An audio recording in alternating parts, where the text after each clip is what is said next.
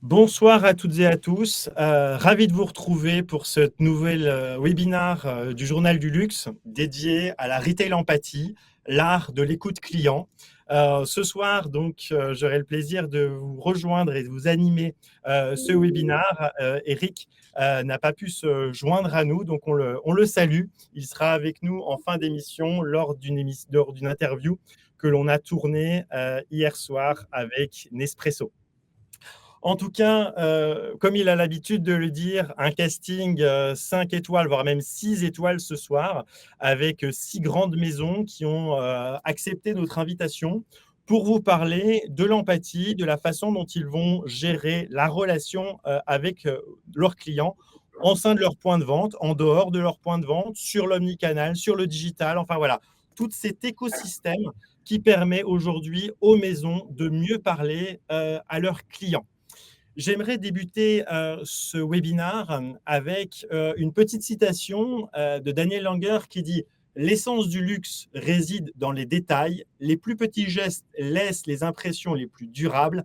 Un geste attentionné, une touche personnalisée ou simplement une vraie écoute peuvent faire toute la différence entre une transaction et une relation durable. » C'est à travers cette citation que l'on va démarrer ce webinaire.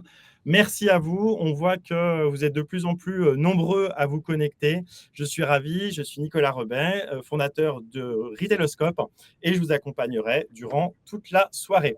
Donc, ce soir, nous avons de nombreux speakers et maisons avec nous. Je commencerai avec nos différentes maisons et tout d'abord Julie Wisniewski qui travaille dans la maison Louis XIII, Nathalie Gonzalez qui est chez Nespresso, on aura Julie Lequin de chez Estée Lauder Compagnie, on aura Flore Bastide de chez Givenchy Mode, Claire Castaigne de chez Lancel et Charlotte Chebouk de Collector Square. Et enfin, nos sponsors, nos deux sponsors de la soirée, l'équipe Imagino avec Guillaume Delcusy et Olivier Boinard et VO2 avec Olivier Cadino. Voilà, les présentations sont faites. Voilà, nous sommes évidemment ravis de vous retrouver à nouveau. Et pour démarrer ce webinaire, je vais laisser la parole à l'équipe de Imagino. Oui, merci Nicolas. Bonjour à tous. Guillaume Delcusy, je suis responsable commercial sur le secteur luxe et cosmétique chez Imagino. Je suis accompagné d'Olivier. Bonjour, enchanté, Olivier Boinard. Je fais partie de l'équipe qui a lancé Imagino en France il y a 7 ans. Très bien. Donc, merci beaucoup Nicolas de nous laisser un petit peu de temps pour ce webinaire. Je voulais juste reprendre le thème aujourd'hui qui nous anime, c'est Retail Empathie, l'art de l'écoute client. En fait, chez Imagino, on s'est rendu compte, et on le voit notamment dans le secteur de la tech, que c'est un des gros challenges actuels du luxe, c'est qu'il y a clairement un changement des attentes du client. Et l'empathie, en fait, est une attente de plus en plus poussée. Et la frontière entre la technologie, le digital et le physique, en fait, se réduit.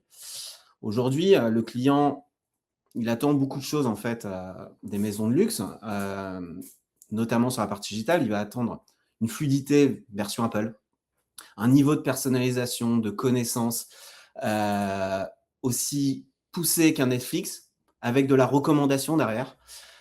Et surtout qu'on va conserver quand même aussi toujours cette qualité de service qu'on peut lier à une conciergerie ou pas mal de choses.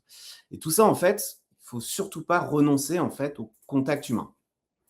Et chez Imagino, on est persuadé que la technologie, en fait, elle doit servir cette émotion. Elle ne doit pas la remplacer. Et on s'est fixé depuis à peu près 2 ans maintenant donc sur le secteur du luxe, une mission, notamment pour les maisons, c'est accompagner les maisons à mieux écouter, comprendre plus juste et agir plus vite. Et en fait, quand on a dit ça, tout part de la donnée. La donnée, en fait, elle est clé maintenant pour les maisons, c'est savoir l'exploiter. Et en fait, la donnée, c'est la genèse d'Imagino. Oui, tout à fait. Donc, on a lancé Imagino il y a 7 ans. On est une vraie fausse start-up puisqu'on avait déjà fait une société précédemment qui s'appelait Neolan, qu'on a revendue. Juste que vous pouvez passer les slides, Nicolas, s'il vous plaît. Petit passage de slide. Hop. Hop. peut passer au Voilà, parfait. très bien. Donc, on a fait une société précédente qui s'appelait Neolan, donc outil très axé sur le marketing de l'époque, des années 2000-2015, qu'on a revendu à Adobe, qui s'appelle aujourd'hui, désolé, on a un petit appel, qui s'appelle aujourd'hui donc Adobe Campaign. Et puis suite à la revente de cette première société, on s'est posé la question de comment est-ce qu'on voulait traiter l'expérience client, non pas des années 2010, mais des années 2020 et des années 2030. On a regardé le marché, ce qui fonctionnait pas. Et ce qui est intéressant en informatique, c'est que c'est pas en général une invention qui va tracter le secteur à évoluer. C'est le fait que le secteur ait évolué qui va permettre la création d'une invention. Ce que je veux dire par là, c'est que ce que l'on veut aujourd'hui traiter dans la relation client, l'instantanéité, l'individuation, le fait de pouvoir s'exprimer à une personne sur son canal de préférence, sur son produit préféré, c'est des choses qu'on aurait eu beaucoup de mal à faire il y a une dizaine d'années, ne serait-ce que parce que les systèmes informatiques qui existaient auprès des marques ne permettaient pas de le faire. Il fallait qu'on travaille avec des systèmes existants, legacy. Or, depuis 10 ans, il y a une modernisation énorme de l'informatique aujourd'hui, et principalement bien sûr dans le luxe, aussi bien dans la boutique, dans le magasin, la manière dont le vendeur est équipé. Et ça a permis de créer Imagino. Donc Imagino, s'est créé sur 3 axes. Servir une plateforme pour les grandes marques qui permettent de faire un marketing très individualisé.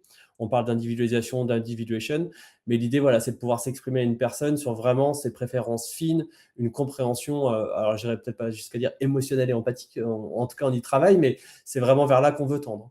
L'autre sujet qu'on tacle aussi, c'est cet aspect de temps réel. Aujourd'hui, les clients ne veulent plus attendre. Ils ont une attente très forte envers les marques dans la réactivité qu'elles doivent avoir dans cette expérience client, et d'autant plus quand on est sur une expérience luxe, on veut que ce soit très bien fait, on veut que ce soit très bien fait très vite. Et très vite, quand d'une expérience en boutique ou d'une tablette vendeur, c'est un challenge. Déjà, l'informatique n'est pas toujours faite pour aller très très vite. Et puis enfin, le troisième axe qui nous tenait nous très à cœur, et je m'arrêterai là. Moi, ça fonctionne sur l'enjeu. Je m'entends en écho, je sais pas si. C'est un enjeu de souveraineté en fait. Ce qui se passe depuis 2 ans aux États-Unis, notamment, on a pu voir les droits de douane, des choses comme ça arriver. Donc voilà. Ah, pardon. Je crois qu'il y a un micro qui est ouvert. Nous incite à aujourd'hui vraiment axer notre stratégie sur la souveraineté des données, sur la sécurisation des données, pour s'assurer que la manière dont on va gérer la donnée de nos clients soit la plus sécurisée et éthique possible. Voilà, donc ça, c'est les 3 axes sur lesquels on travaille. Donc, on a lancé ça il y a 7 ans en fonds propres. Aujourd'hui, on a 130 salariés sur 3 pays, donc en France, en Angleterre et aux États-Unis. Voilà pour Imagino. Très bien. On peut passer sur le slide d'après. Oui, voilà, je ne vais pas trop vous embêter avec ça pour l'instant. Je pense qu'on va plutôt s'intéresser aux speakers qui ont plein de choses à nous dire, mais on pourra reparler de la solution après. Donc, on fournit une suite complète, all-in-one, qui permet d'aller de la data jusqu'à l'activation de la donnée. Donc, quand on dit de la data, ça veut dire quoi? Ça veut dire qu'aujourd'hui, un client pour une marque, c'est des centaines de points de données. C'est ses produits préférés, le stock, la relation client, le score NPS, les campagnes marketing, le passage en magasin, le e-commerce. Le client a de multiples manières d'interagir avec les marques, et plus les années passent, plus ces manières d'interagir avec les marques évoluent. Les réseaux sociaux, aujourd'hui, il y a quelques années, on parlait de Twitter, maintenant on parle de WhatsApp, de TikTok, de WeChat, de Line, etc. Donc, il y a plein d'outils qui sortent en permanence pour moderniser, et nous, on les incorpore en permanence dans la plateforme. Donc, on traite vraiment la donnée de bout en bout et l'activation marketing. Merci Olivier. Et en effet, on va un petit peu plus loin maintenant au niveau des maisons. Donc, certains clients que vous voyez à droite, d'autres qu'on ne peut pas citer ici. Clairement, Imagino, aujourd'hui, on va proposer une plateforme d'engagement client. Parce qu'on va gérer en fait la donnée client de bout en bout. Et l'idée derrière, c'est que cette donnée, on puisse l'exploiter et la mettre à disposition du coup des employés de l'entreprise pour qu'ils puissent bien servir le client. On parle d'empathie. L'empathie, qu'est-ce que c'est? C'est connaître le client, compatir, lui apporter de l'émotion. Et cette émotion, en fait, elle va se transformer derrière simplement en acte d'achat. Donc, c'est l'idée même d'Imagino aujourd'hui, c'est de pouvoir lier un petit peu les deux mondes. Et cette plateforme d'engagement client, en fait, elle va essayer de tout unifier assez facilement. On reviendra en détail dans la deuxième partie sur vraiment comment on l'opère. Je vais revenir sur le prochain slide. Merci. Pour faire simple, maintenant, aujourd'hui, les différentes maisons que vous avez vues sur le slide précédent, pourquoi elles choisissent Imagino? Olivier l'a cité, c'est qu'on s'est rendu compte que sur les dernières années, tous les projets autour de la donnée, généralement traditionnels, ça prenait énormément de temps. chronophage, beaucoup d'argent, surtout était compliqué parce que c'était opéré par des personnes qui étaient plus IT versus des métiers, marketing et autres, qui étaient un petit peu en bout de chaîne et du coup ne voyaient pas forcément de valeur arriver tout de suite. Imagino a pensé, on va dire, a eu une approche totalement différente, parce qu'en fait, on ne va pas reconstruire la stratégie data de l'entreprise. En fait, on a eu un principe simple, c'est qu'on a une plateforme qui va aller se connecter à la data là où elle est, sur l'ensemble de vos CRM, votre appli de clienteling, votre e-commerce, votre CRM, votre service client. Et on va se connecter un peu sous un format assez simple, en streaming. Streaming, je vais vous parler de Netflix. Netflix, vous allez lire n'importe où vous êtes. Vous allez lire votre série là où il est. Vous vous connectez sur une plateforme. Imaginons, c'est pareil. On va aller se connecter sur la data et la prendre là où elle est. L'avantage de ça, en fait, c'est qu'on gagne énormément de temps. Parce que facilement, on va pouvoir l'exploiter, on va pouvoir l'unifier. Et derrière, on va pouvoir lancer des premières campagnes marketing personnalisées, ultra personnalisées, seulement en quelques semaines. Donc, tout de suite, on apporte de la valeur au métier. L'autre point aussi, on commence à intégrer de plus en plus de l'IA. Et l'IA, je ne vais pas m'éterniser dessus, c'est le grand mot à la mode en ce moment. Mais l'idée, en fait, l'IA, c'est simplement pour aider le marketing.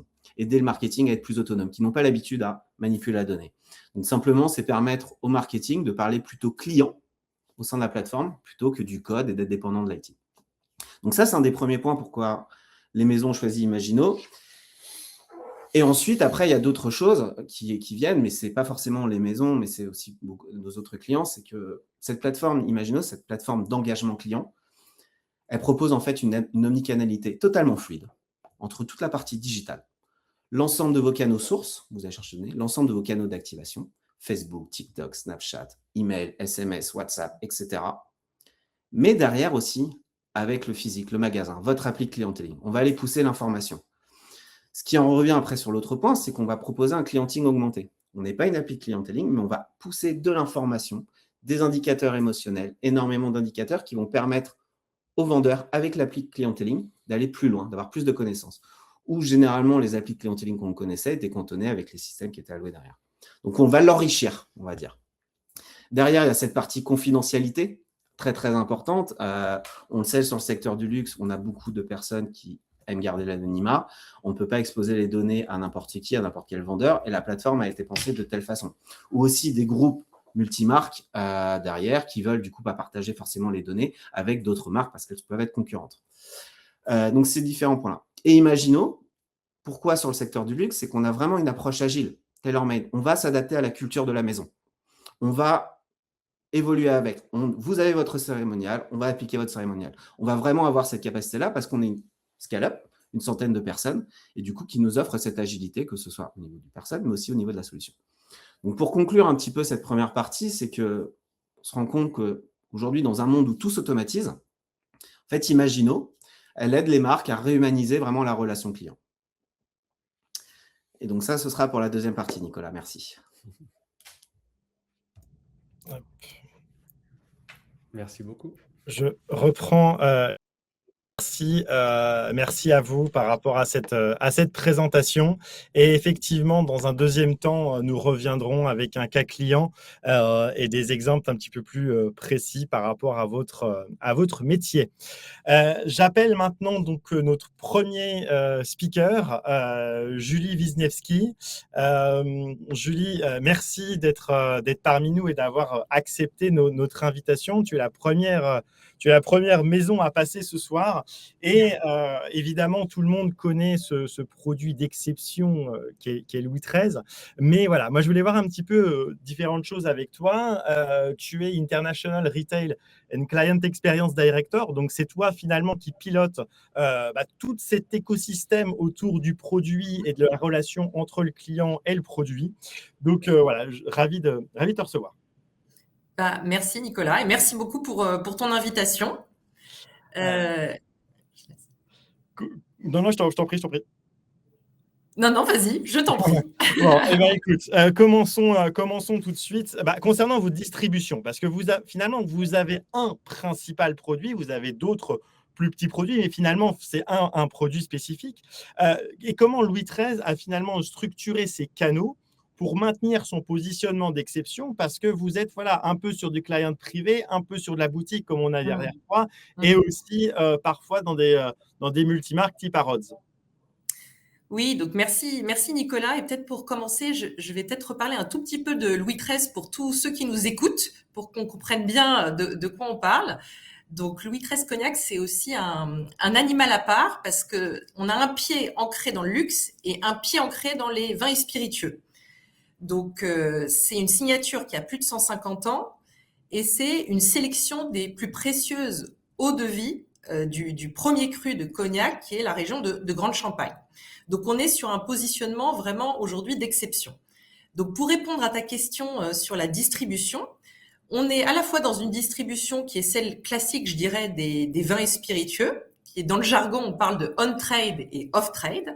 Donc off-trade, c'est la présence dans les cavistes, les liquor stores par exemple aux États-Unis. Le on-trade, c'est la présence dans les restaurants, les bars, les hôtels. Donc en l'occurrence pour Louis XIII, avec notre positionnement, on est présent dans les plus belles tables du monde, donc les restaurants étoilés, et dans les palaces. Donc ça, je dirais, c'est la partie un peu plus classique de notre distribution.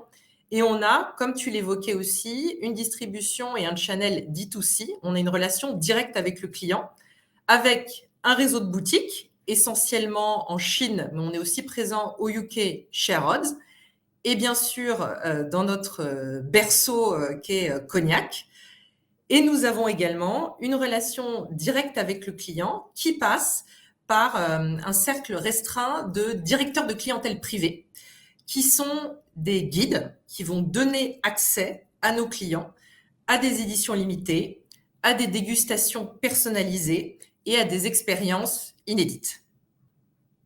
Et justement, tu l'as mentionné, à un moment, vous avez décidé d'ouvrir en Chine des maisons Louis XIII avec un retail totalement exclusif. Pourquoi vous avez fait ce choix finalement d'avoir vos propres boutiques pour permettre la dégustation aux clients? Alors, je pense que déjà, parce que ces boutiques sont aussi nos vitrines hein, pour la maison Louis XIII. Il y en a une juste derrière moi, en fond d'écran. Et aussi parce que on a voulu s'inscrire dans le parcours naturel de nos clients. Donc nos clients Louis XIII sont des clients aussi qui vont dans les maisons de mode, de fashion qu'on connaît bien, vont dans les maisons de haute horlogerie, haute joaillerie. Donc on voulait aussi s'inscrire naturellement dans ce parcours et à travers aussi nos boutiques, proposer l'expérience client qui soit finalement la plus complète. Donc non seulement on a accès à l'ensemble de la collection, qui va évidemment jusqu'aux éditions limitées, mais on a aussi accès à des expériences, à des services et évidemment à des dégustations personnalisées, notamment dans nos salons. Tout à fait. Et en fait, tu l'as mentionné, mais en fait, les motivations d'achat finalement du Louis XIII sont un peu plus uniques par rapport aux parfums ou à la mode qui peuvent être plutôt qui peuvent être des cadeaux, qui peuvent être aussi, voilà, il y a pas mal de choses comme ça. C'est une vraie singularité qui vous permet finalement de rentrer encore plus dans l'intimité, dans la personnalité du client.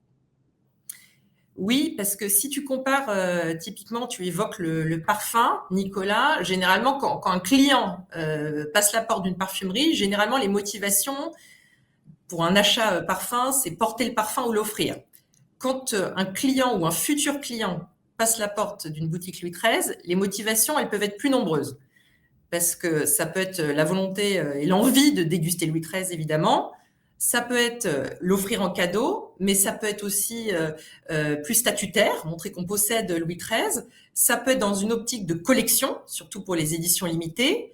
Ça peut être aussi dans une optique de transmission, parce qu'on est une maison qui joue sur le temps long. Hein. On a des eaux de vie qui pour certains ont plus de 100 ans, donc on a ça aussi dans notre ADN et qui fait aussi qu'on a des clients qui viennent dans une optique de transmission.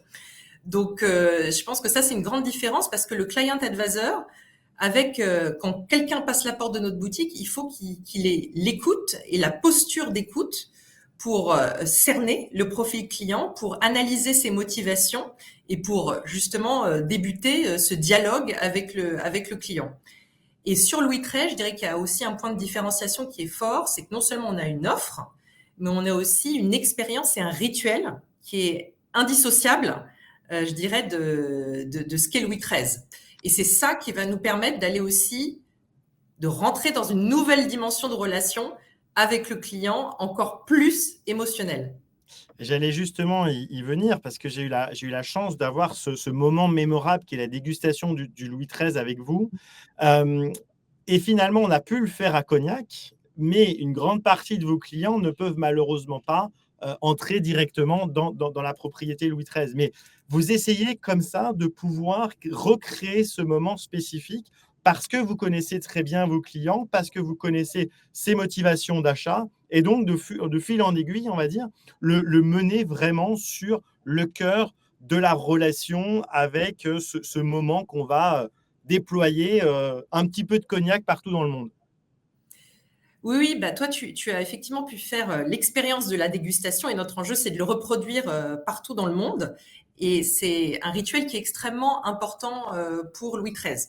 Donc c'est un cérémonial, hein, qui, se traduit par, des outils, un service à la pipette, par un discours, par, des verres qui peuvent être personnalisés en cristal, un bruit particulier quand on fait le toast Louis XIII et tout ça, c'est très important parce que ça va être justement réalisé par le client advisor.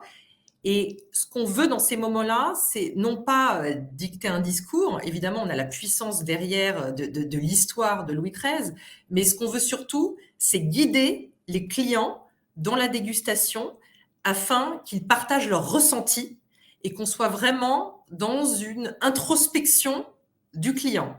Donc chaque dégustation Louis XIII va être extrêmement personnelle.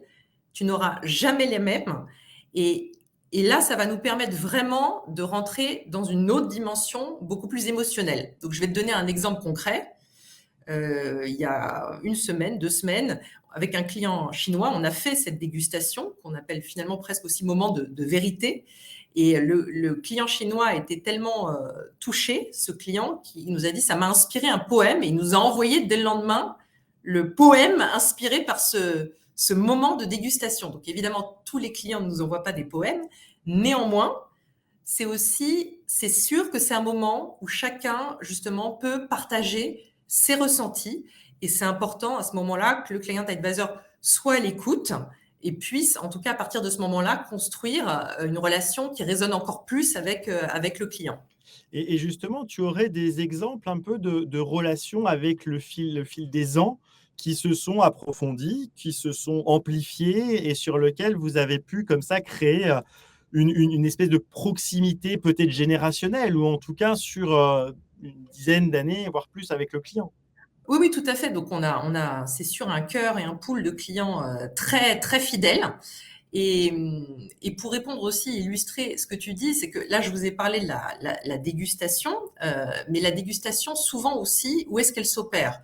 Donc, elle peut s'opérer dans les salons, dans nos boutiques, mais souvent, en fait, on va out of store, on dépasse ce cadre-là, donc on peut aller dans des restaurants, mais on peut aller aussi jusqu'à chez le client, parce que les ouvertures de carafes se font aussi dans des cadres qui sont des célébrations, ça peut être des anniversaires, ça peut être des célébrations professionnelles, ça peut être des remises de diplômes, ça peut être plein de choses. Et en fait, on intègre dans ce cas-là une sphère qui est une sphère amicale, une sphère familiale.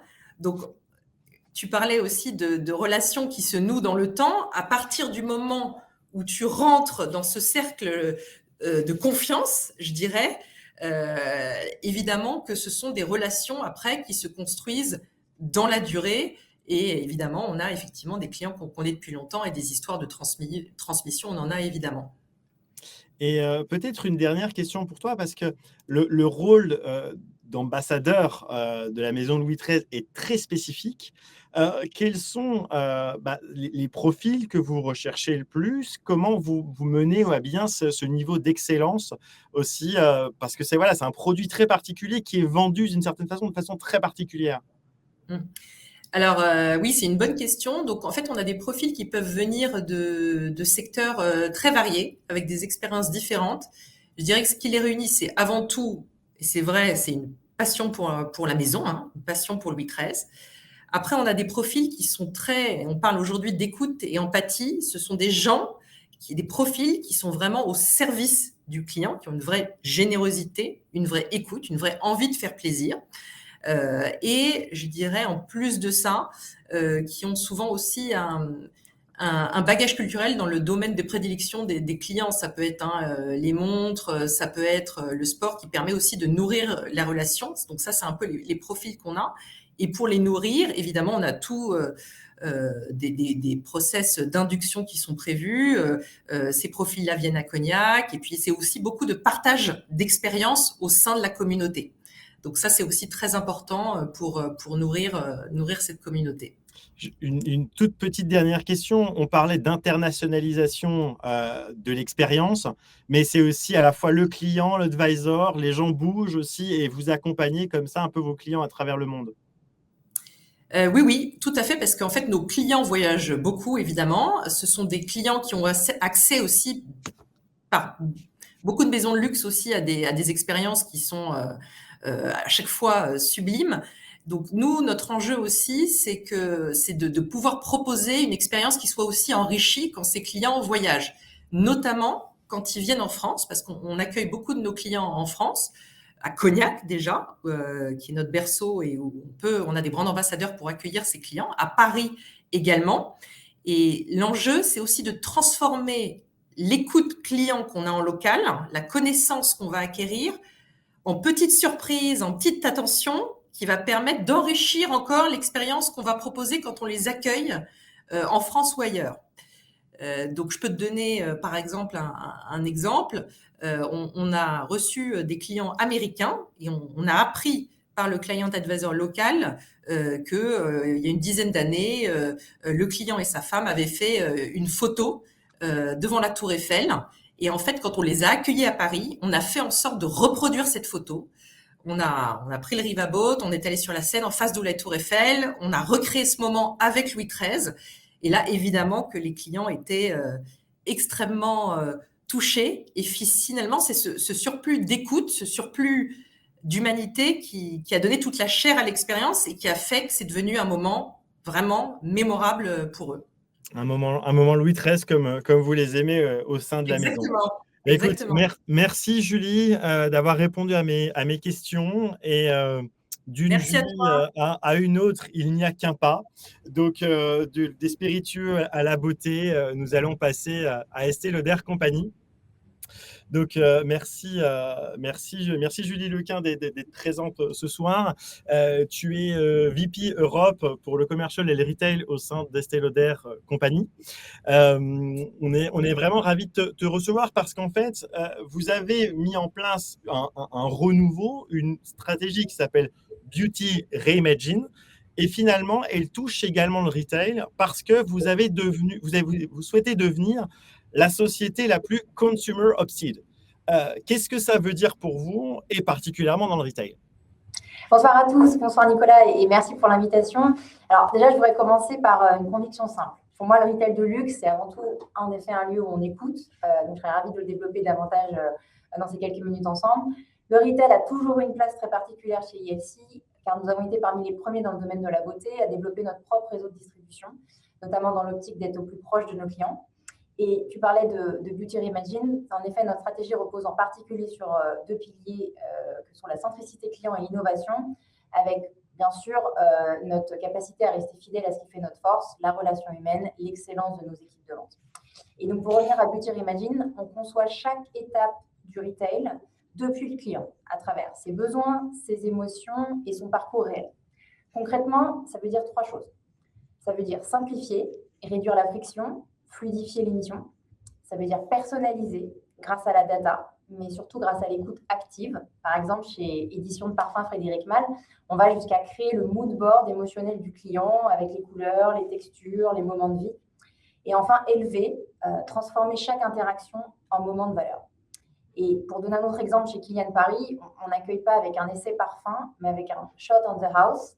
Petit clin d'œil aussi à l'autre Julie, clin d'œil à l'univers des spiritueux de luxe. Et donc, résultat, on a même des clients qui pensent parfois rentrer dans un véritable bar d'exception. Alors qu'on reste une boutique, bien sûr, de parfum. Et enfin, un dernier exemple, qui pour moi est l'exemple absolu d'empathie artisanale, c'est le labo, où le parfum est étiqueté à la main, pour vous, devant vous. Et l'intention émotionnelle devient alors partie intégrante du produit. Et pour moi, c'est ça, un retail consumer obsessed. C'est un retail qui est empathique, agile et profondément humain. Et justement, c'est un peu la clé, c'est un peu la clé de ce soir, mais c'est aussi la clé de votre stratégie de créer l'émotion, et la résilience un peu dans le luxe. Finalement, à travers vos marques, comment vous allez les singulariser les unes par rapport aux autres pour amplifier cette émotion? Alors, en effet, pour nous, l'empathie crée à la fois la différenciation émotionnelle pour que le client se sente vraiment vu, reconnu, et la fidélité résiliente, comme tu le disais. Un client qui se sent compris, tout simplement, il va rester, il va revenir et il va recommander la marque à d'autres amis. Si je prends l'exemple de MAC, un cours de maquillage donné par un artiste très expérimenté, on a certains des artistes qui travaillent sur des défilés de mode, ce n'est pas un simple service pour nous. C'est un moment personnel très fort qui va créer une relation durable. Et donc, dans ce cas-là, l'empathie n'est pas un plus, c'est un avantage concurrentiel décisif dans le luxe, et en particulier pour nous.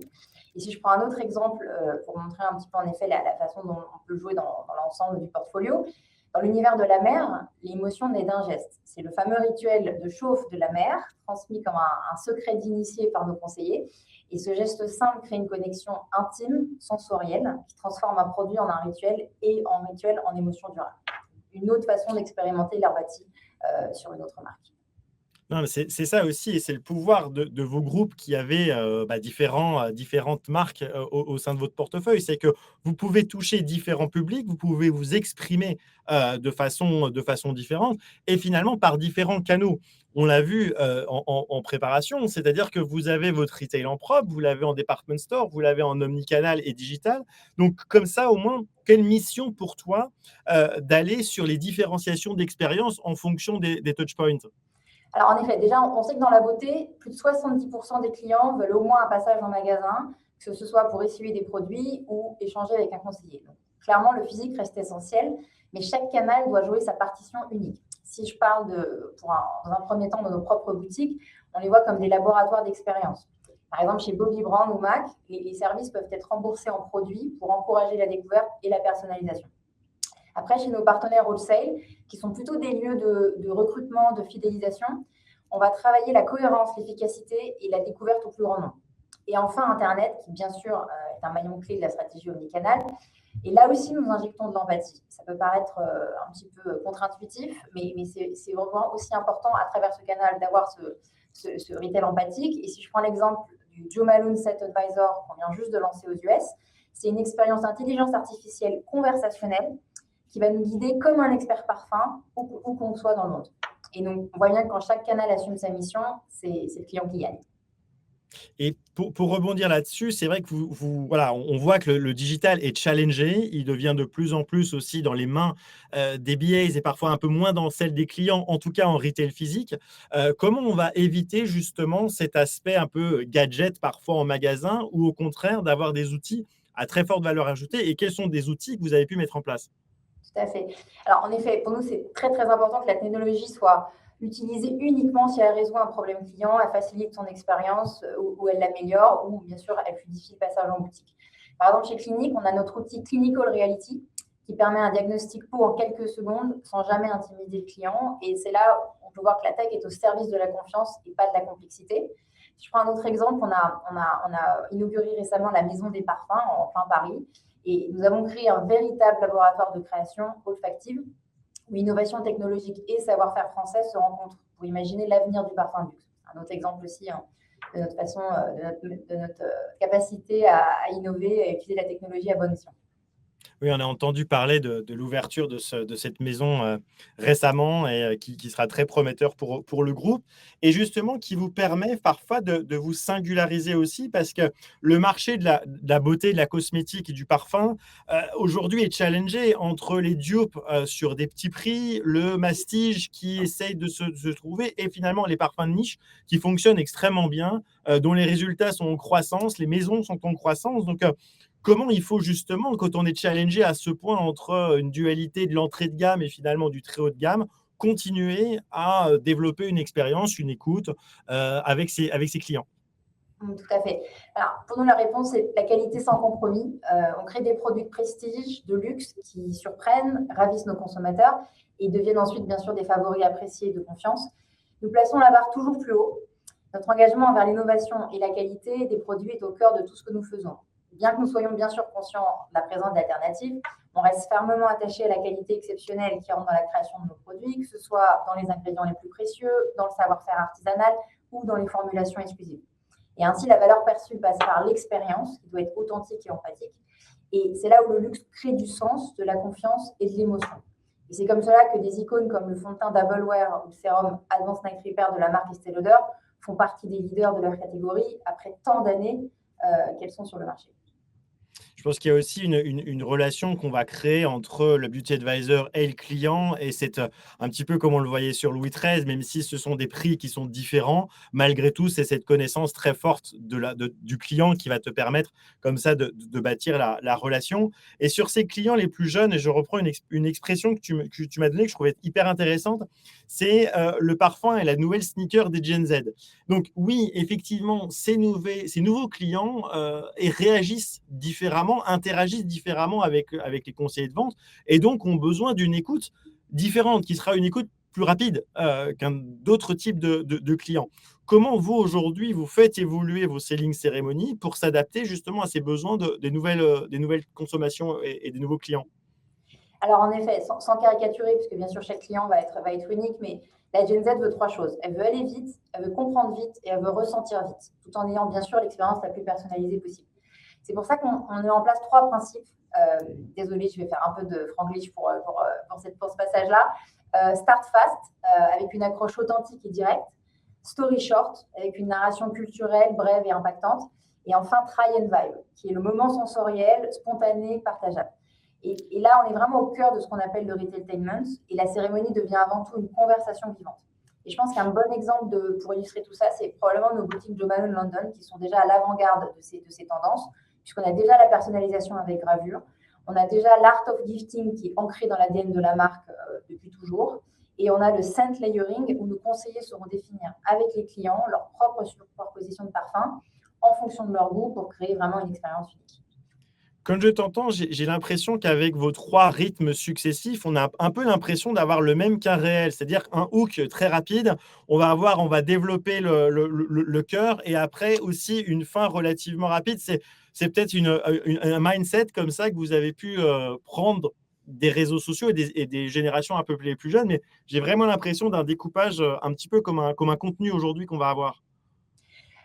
Oui, tout à fait. Et c'est aussi pour ça d'ailleurs qu'on va faire évoluer le rôle du vendeur qui va du coup ne plus être un conseiller de vente, mais passer en tant que créateur d'expérience. Et c'est aussi pour ça qu'en termes de compétences clés maintenant, on va chercher l'écoute active, la curiosité, la personnalisation, le storytelling culturel et l'aisance digitale, et à la manière d'une création de contenu, être capable de s'adapter, percutant et d'aller capter vraiment la clientèle. Et c'est pour ça qu'on voit de plus en plus que notre force de vente est bien sûr un atout stratégique, premier ambassadeur de la marque. Et pour donner aussi un autre exemple de cette selling cérémonie, chez Bobbi Brown, nos make-up artistes vont être formés pour aider chaque client à sublimer ce qu'elle est, en écoutant, observant, conseillant avec respect de son individualité. Donc là, on est bien au-delà d'un cours de maquillage. On est vraiment sur, en effet, quelque chose de sur-mesure qui va être capable de s'adapter et d'apporter quelque chose, une expérience un petit peu hors norme. Bien entendu. Et tout cela, tu connais aussi ma passion pour le retail. Et vous ne vous souhaitez pas des flagships, vous voulez des temples. Le temple, voilà, au sein de la religion du retail, et au moins ces espaces exceptionnels qui finalement peuvent parfois prendre un petit peu le pas sur des boutiques un peu plus petites, mais qui seront un petit peu moins bavardes, qui seront un petit peu moins dans le storytelling de marque. Tout à fait. Alors, sur ce sujet-là, en effet, pour reprendre tes mots, pour nous, un flagship, c'est un temple d'expérience, pensé comme un média, qui vont être iconiques, qui vont créer de l'immersion, où on va parler de l'expertise high luxury, high touch, qui est un principe très cher pour Estée Lauder Companies, high touch, la fluidité, la communauté. Et si on prend par exemple nos flagships éditions de parfum Frédéric Malle ou Kilian à Paris, ces boutiques ne vendent pas un assortiment, elles incarnent un univers. Et pour nous, ce sont des lieux culturels et des destinations, quelque part. Bien, écoute, merci. J'en finirai avec une de vos dernières ouvertures que j'ai vraiment beaucoup aimée, qui est Tom Ford, rue Cambon, où voilà, on a aussi tout l'univers de la marque qui s'exprime, avec une très jolie boutique à 2 pas d'ici. Merci beaucoup. Si je peux me permettre, en conclusion, il y a une phrase Je t'en prie. beaucoup, qui sont les mots d'Estée Lauder elle-même, qui est quelque chose qui résonne beaucoup chez Estée Lauder Companies. toucher le cœur d'une cliente avant de toucher son visage. Pour moi, c'est ça la quintessence du retail empathique. Elle l'avait compris probablement très longtemps avant tout le monde. Comprendre avant de conseiller, ressentir avant de proposer et créer de la valeur en créant de la relation. Merci à tous. Eh bien, merci pour ces quelques mots et ton partage d'expérience. Nous allons retrouver l'équipe Imagino. Alors, je fais mon petit changement de caméra. Voilà, Guillaume, c'est à toi. On va avoir cette fois une expression un peu plus précise finalement, avec un cas client de ce que vous pouvez faire chez vous, chez Imagino. Tout à fait. L'idée, c'est vraiment de pouvoir un peu reprendre les bases et les challenges pour vraiment ensuite pouvoir l'illustrer au sein d'un cas client pour que vous preniez vraiment en fait ce qu'on peut apporter aux maisons. J'ai entendu beaucoup de choses qui m'intéressaient de la part de Julie. Très beau témoignage, notamment la dernière phrase, toucher le cœur du client avant de toucher son visage. Je trouve ça très beau. Mais en fait, surtout, c'est Loder elle-même qui l'a dit. Oui, non, je me doute que ce n'est pas de Julie, mais en tout cas, c'est très bien répété. Non, mais ce qui leur sort beaucoup, en tout cas, que ce soit dans le témoignage de Louis XIII, sont les émotions, c'est l'empathie, c'est pas mal de choses. Et si je résume un petit peu tout ça, en fait, on a la même conviction chez Imagino, c'est qu'aujourd'hui, l'empathie, c'est clairement devenu un levier de croissance. C'est un levier de croissance, c'est créer des émotions, c'est pouvoir toucher le cœur, comme l'a bien dit Julie. Mais en fait, c'est que derrière ça, pour créer ces émotions, il faut avoir une connaissance client aussi pour pouvoir tout de suite appuyer, on va dire, là où ça fait mal.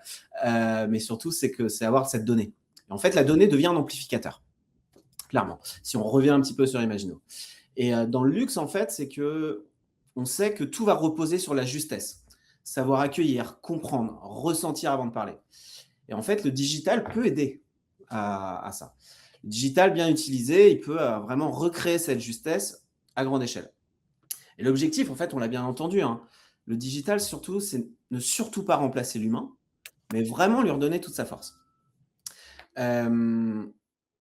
J'étais la semaine dernière, et c'est bien ce slide, Nicolas, il y a 2 semaines maintenant, j'étais au Tech for Retail. Il y a eu un très beau témoignage qui était de Messica, Chanel, avec la participation de Bain & Company. Et je me suis permis de prendre certains chiffres de l'étude de Bain & Company qu'ils ont sorti cette année. Donc, cette étude que vous avez là, donc, c'était le nom, je ne l'ai plus exactement, je pourrais vous le redonner. Il me semble que c'est les investissements sur mesure pour plus d'impact. Bref, au sein de cette étude, il y avait vraiment 3 leviers qu'on a identifiés. L'omnicanalité. Et ça, on le ressort, on l'a entendu chez Estée Lauder, on l'a entendu chez Louis XIII. Vraiment, l'idée de l'omnicanalité, c'est avoir un parcours fluide entre le digital et la boutique. Mais un constat, c'est qu'en fait, il y a un client sur 2 aujourd'hui qui est insatisfait.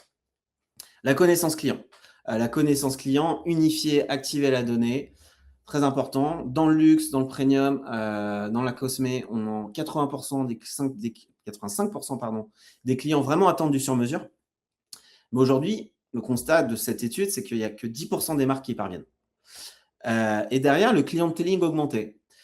La possibilité de redonner du pouvoir aux vendeurs. J'ai bien aimé aussi ce que disait Julie, c'est que le conseiller de vente, son rôle va changer, de devenir un créateur d'expérience. Et c'est typiquement le titre de cette slide, c'est qu'aujourd'hui, une expérience client empathique, voilà, c'est ce qu'on va attendre du vendeur de demain. Et pour ça, en fait, le clienteling va être là.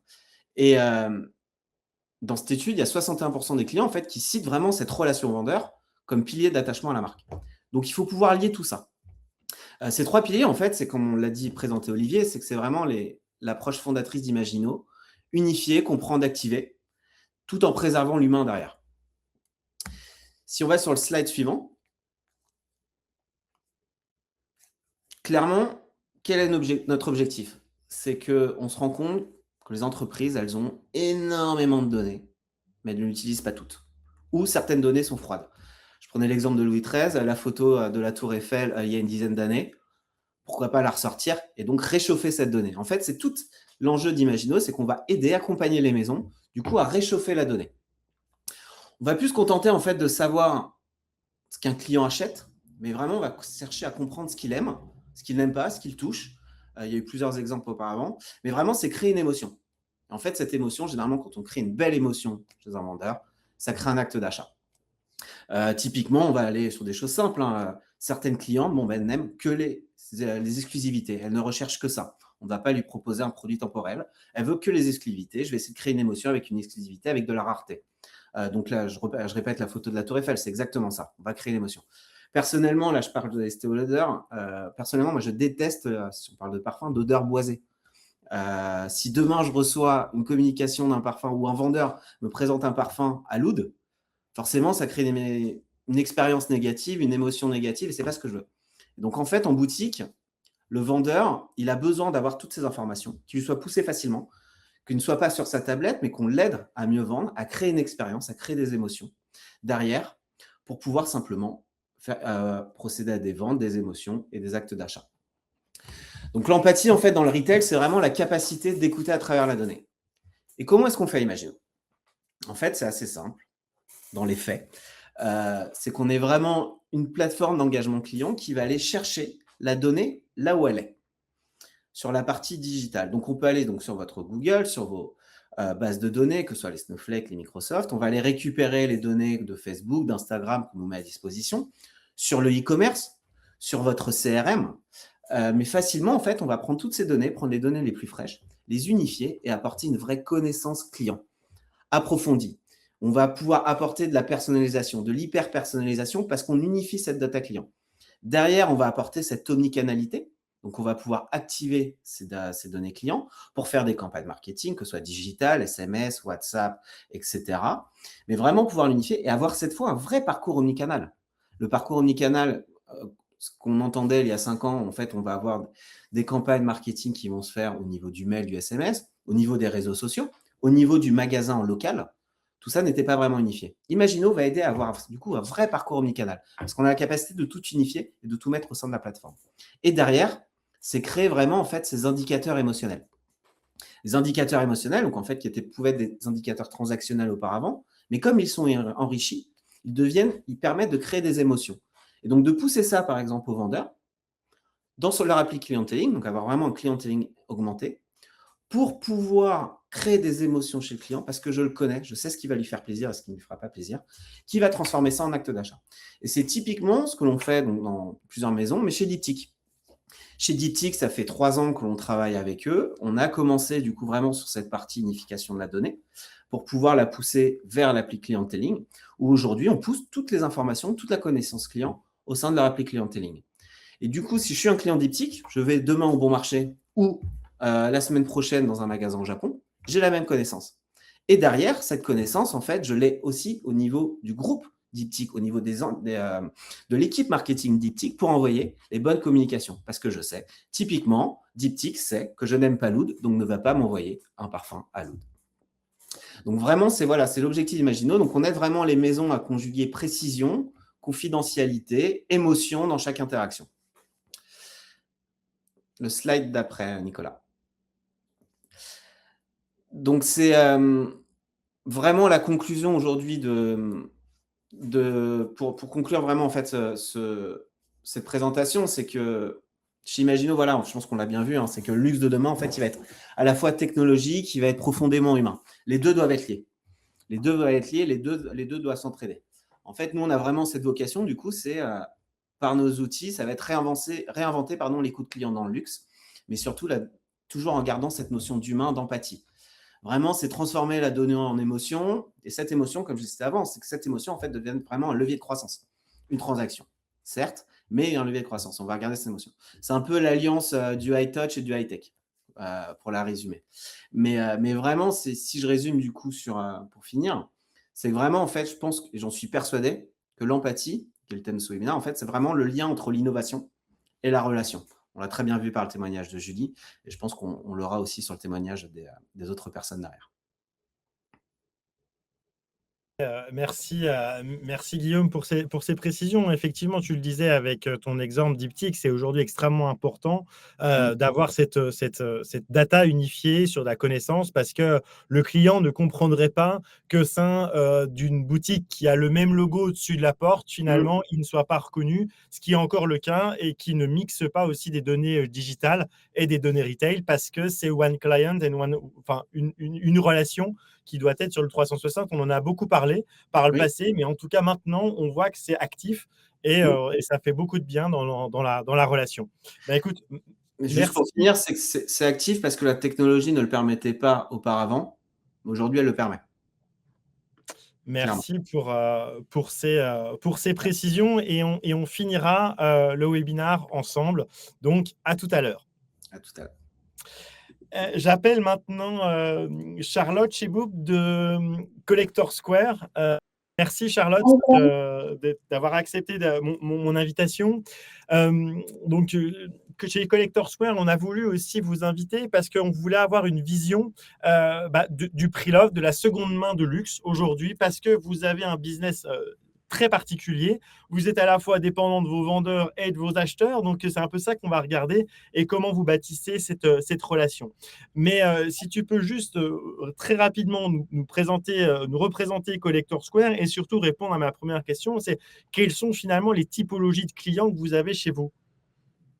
Alors, c'est vrai qu'à l'origine, Collector Square, c'est un site internet sur lequel on va représenter 4 catégories d'objets de luxe, donc forcément de seconde main. La première catégorie qui est la maroquinerie, la deuxième la joaillerie, la troisième l'horlogerie et la dernière qui est un peu plus récente, les objets d'arrêt de collection.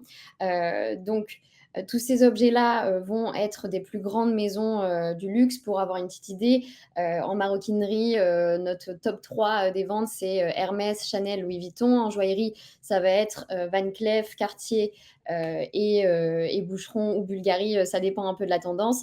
Et en horlogerie, ça va être les grands iconiques, sans surprise, Rolex, Cartier, Patek Philippe et Audemars Piguet. Déjà, rien que par ces deux éléments, on va savoir qu'on va avoir vraiment une typologie de clients internationale.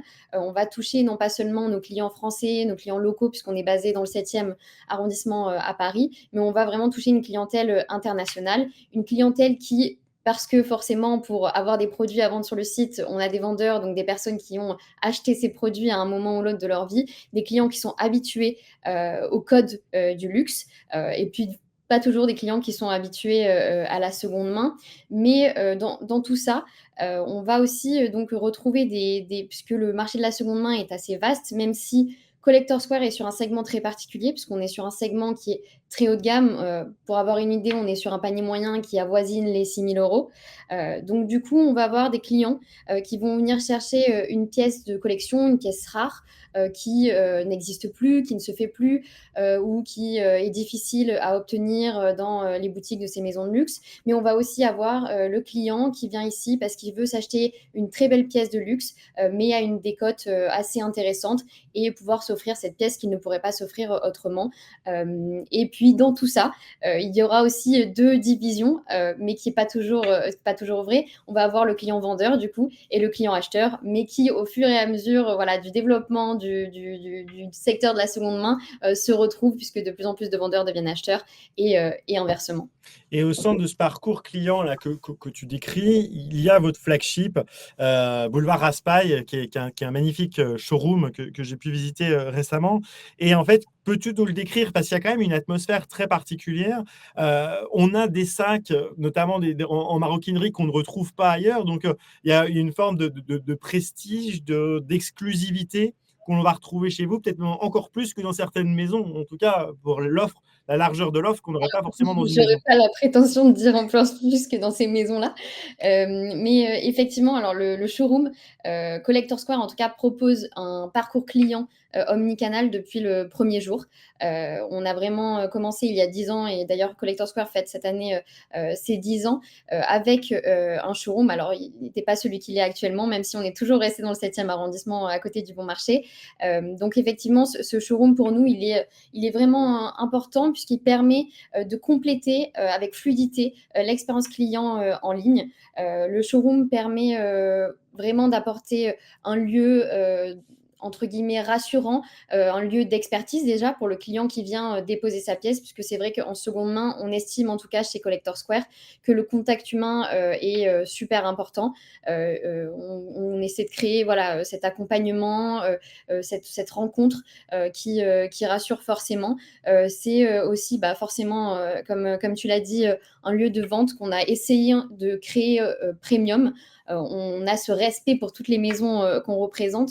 Donc, on essaie d'être au niveau, même si, voilà, forcément, on n'a pas les mêmes moyens et non plus l'envie d'être exactement identique. Collector Square est, entre guillemets, sa propre marque.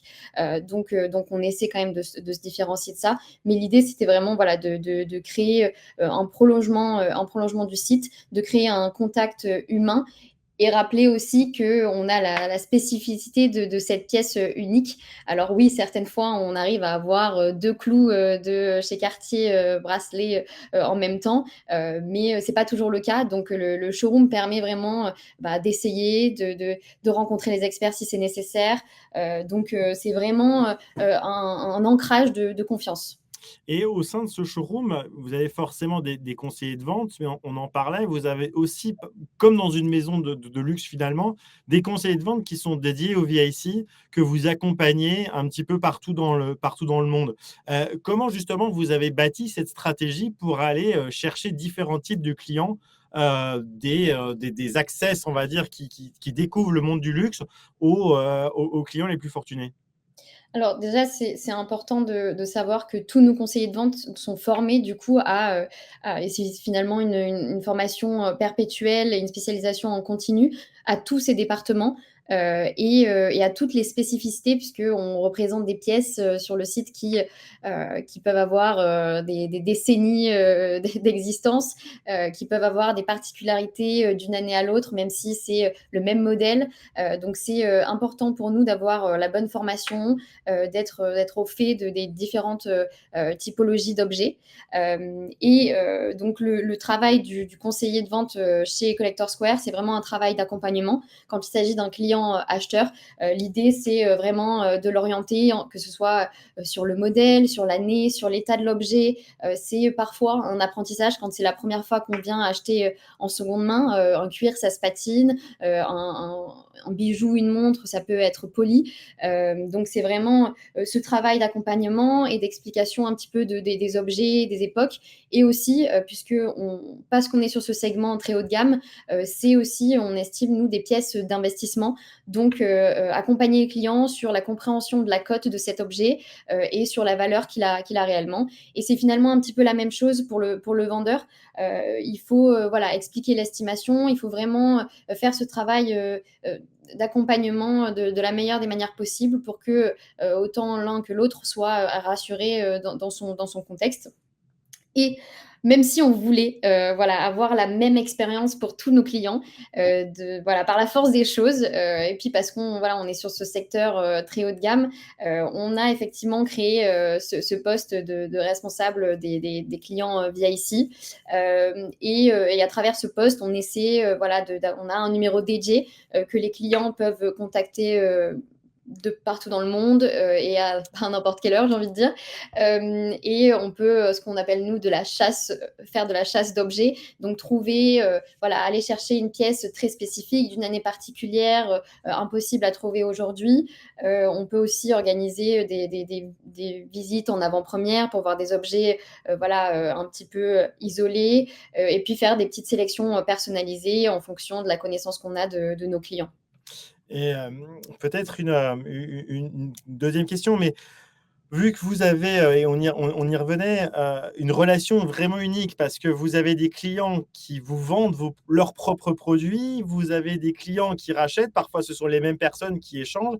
Ce qui était assez étonnant lors de la visite de votre showroom, c'est qu'en fait, vous attendez finalement que les gens viennent vous voir, c'est qu'à la plupart du temps, avec des produits. Donc, c'est aussi un flux entrant que vous devez gérer, une relation vendeur qui est assez rare dans le retail. Oui, exactement. C'est pour ça qu'on a d'ailleurs un comité d'experts et des spécialistes qu'on a au fur et à mesure de ces 10 ans d'existence,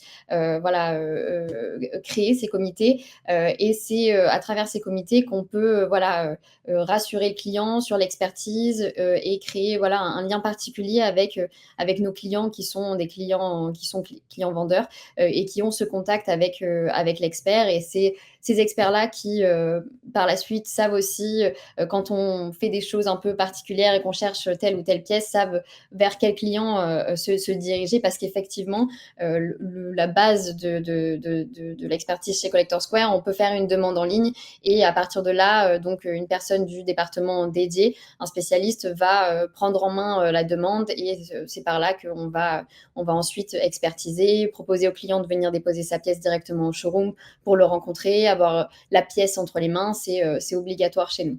Et justement, souvent, les objets de luxe ont une histoire avec leur ancien propriétaire. Est-ce que vous transmettez aussi parfois un petit bout de l'histoire du produit à un nouveau client? C'est pas, ce qu'on fait tous les jours en tout cas. Il y a certaines de ces pièces effectivement qui peuvent avoir, des petites histoires et quand le client vendeur, aime raconter cette histoire, là on peut le faire. Mais après, sinon c'est nous aussi qui créons un petit peu, l'histoire de cet objet, puisque effectivement le service qu'on propose chez Collector Square, c'est vraiment, entre guillemets, on s'occupe de tout pour le client vendeur, mais autant que pour le client acheteur. Tous les objets passent entre les mains de nos spécialistes, obligatoirement. Nous stockons, prenons en photo, on fournit vraiment un service complet à la vente et puis de même à l'achat, puisqu'on propose aussi du service après-vente dont on parlera peut-être un petit peu après. Donc voilà. OK, très, très clair. Rapidement pour ma dernière question, on sait que le marché du pre-love est vraiment en forte augmentation en ce moment. Quelles sont vos ambitions? Parce que je sais que voilà, vous avez aussi des clients internationaux. Comment voilà, vous voulez structurer dans les 2-3 prochaines années votre business avec vos clients? Alors une chose est sûre, c'est comme je le disais tout à l'heure, on croit vraiment en ce potentiel du secteur le plus haut de gamme, puisque pour nous, on représente des objets qui ont une vraie durabilité. Donc on va continuer le développement dans cette direction-là. Et puis effectivement, comme je le disais au tout début, on a voilà, une clientèle qui est un peu dans le monde entier. Et on sent cette demande qui vient aussi de l'étranger. Donc l'objectif, ce serait effectivement à horizon de quelques mois, années, d'aller plutôt se développer à l'étranger, potentiellement voilà, aux États-Unis. Mais on veut le faire correctement et Collector Square maintenant, c'est une marque et on veut exporter notre expertise, notre savoir-faire. Donc, on veut le faire dans les bonnes conditions pour justement continuer cette fluidité dans l'expérience client qu'on propose. Super. Eh bien, écoute, merci Charlotte pour ton témoignage. Et au moins, voilà, on voit aussi une autre façon de présenter le retail avec un parcours client qui est un petit peu différent des maisons qu'on a pu avoir et écouter ce soir. Merci Merci à toi et à merci toi. d'avoir pensé à Collector Square. Donc maintenant, nous allons aller dans le secteur de la mode avec la maison Givenchy. Donc j'appelle Flore Bastide qui va nous rejoindre, qui est donc Retail Training Director de Givenchy. Merci Flore d'être avec nous ce soir. Bonsoir Nicolas, bonsoir tout le monde.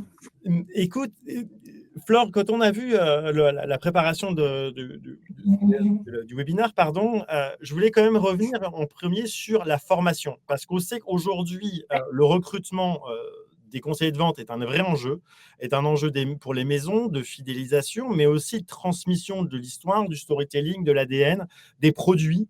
Et donc, toi, tu as pour mission, en tout cas partiellement, de transmettre tout ça et de fidéliser les collaborateurs par cette implication la meilleure possible avec leurs clients.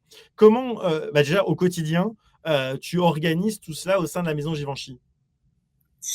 Alors merci déjà beaucoup pour cette question et pour l'opportunité d'exprimer tout ce que la maison Givenchy fait aujourd'hui, parce que ce qu'il faut comprendre, c'est que pour avoir une expérience client qui soit réussie, il faut avoir une expérience employée qui soit magique. En fait, si on veut donner une émotion à la fin de la journée à nos clients, il faut que nos retail people, ils la ressentent et ils la ressentent vraiment. C'est-à-dire que quand tu parlais de recrutement, aujourd'hui, les vendeurs, malheureusement, c'est un métier qui est ultra difficile et du coup, c'est difficile de recruter des bons profils et souvent, c'est un métier de dépit.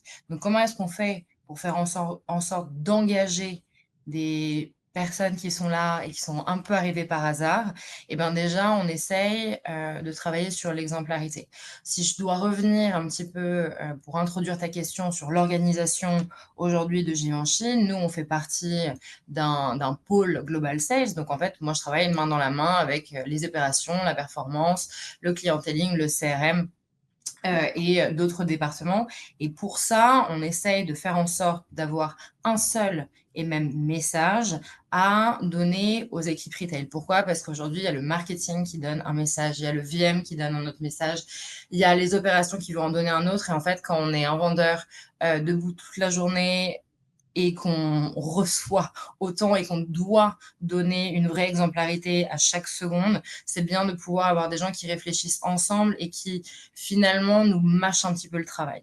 Donc nous, on essaye de travailler comme ça. Dans l'organisation concrète, on a évidemment des personnes au siège qui sont dédiées à créer du contenu, et ce contenu, il doit absolument être impactant. Pour que ce contenu il soit impactant, il doit être extrêmement court. Alors du coup, forcément en lien avec ce qu'on voit dans les réseaux sociaux, mais au-delà de ça, en lien avec ce que les équipes vivent au quotidien. Je pense qu'on en reparlera après dans les outils qu'on développe et pourquoi et comment on les développe. Mais ça, c'est la première. Deuxième, et c'est toute la valeur ajoutée du training, quelle que soit la société, c'est la force humaine qui est déployée sur le terrain, donc c'est-à-dire des trainers ou des coachs qui sont là pour évidemment véhiculer le message, répéter, parce que la formation, c'est évidemment de la répétition, et pour finalement faire le lien avec toutes les personnes qui ont dit des choses passionnantes juste avant, personnaliser. C'est-à-dire que si on veut arriver à faire en sorte qu'un vendeur puisse donner une attention particulière à un client, on a intérêt à faire en sorte de suivre de manière personnalisée notre vendeur pour lui faire comprendre évidemment ce qu'il doit mettre en avant, ses forces, et comment réussir à lui donner plus de confiance, parce qu'aujourd'hui, c'est la confiance qui fait l'expérience client. C'est souvent aussi ce que va ressentir le client en premier, si le conseiller de vente a confiance déjà en lui-même, en sa maison Ouais. aussi, et en l'offre qu'il peut lui proposer.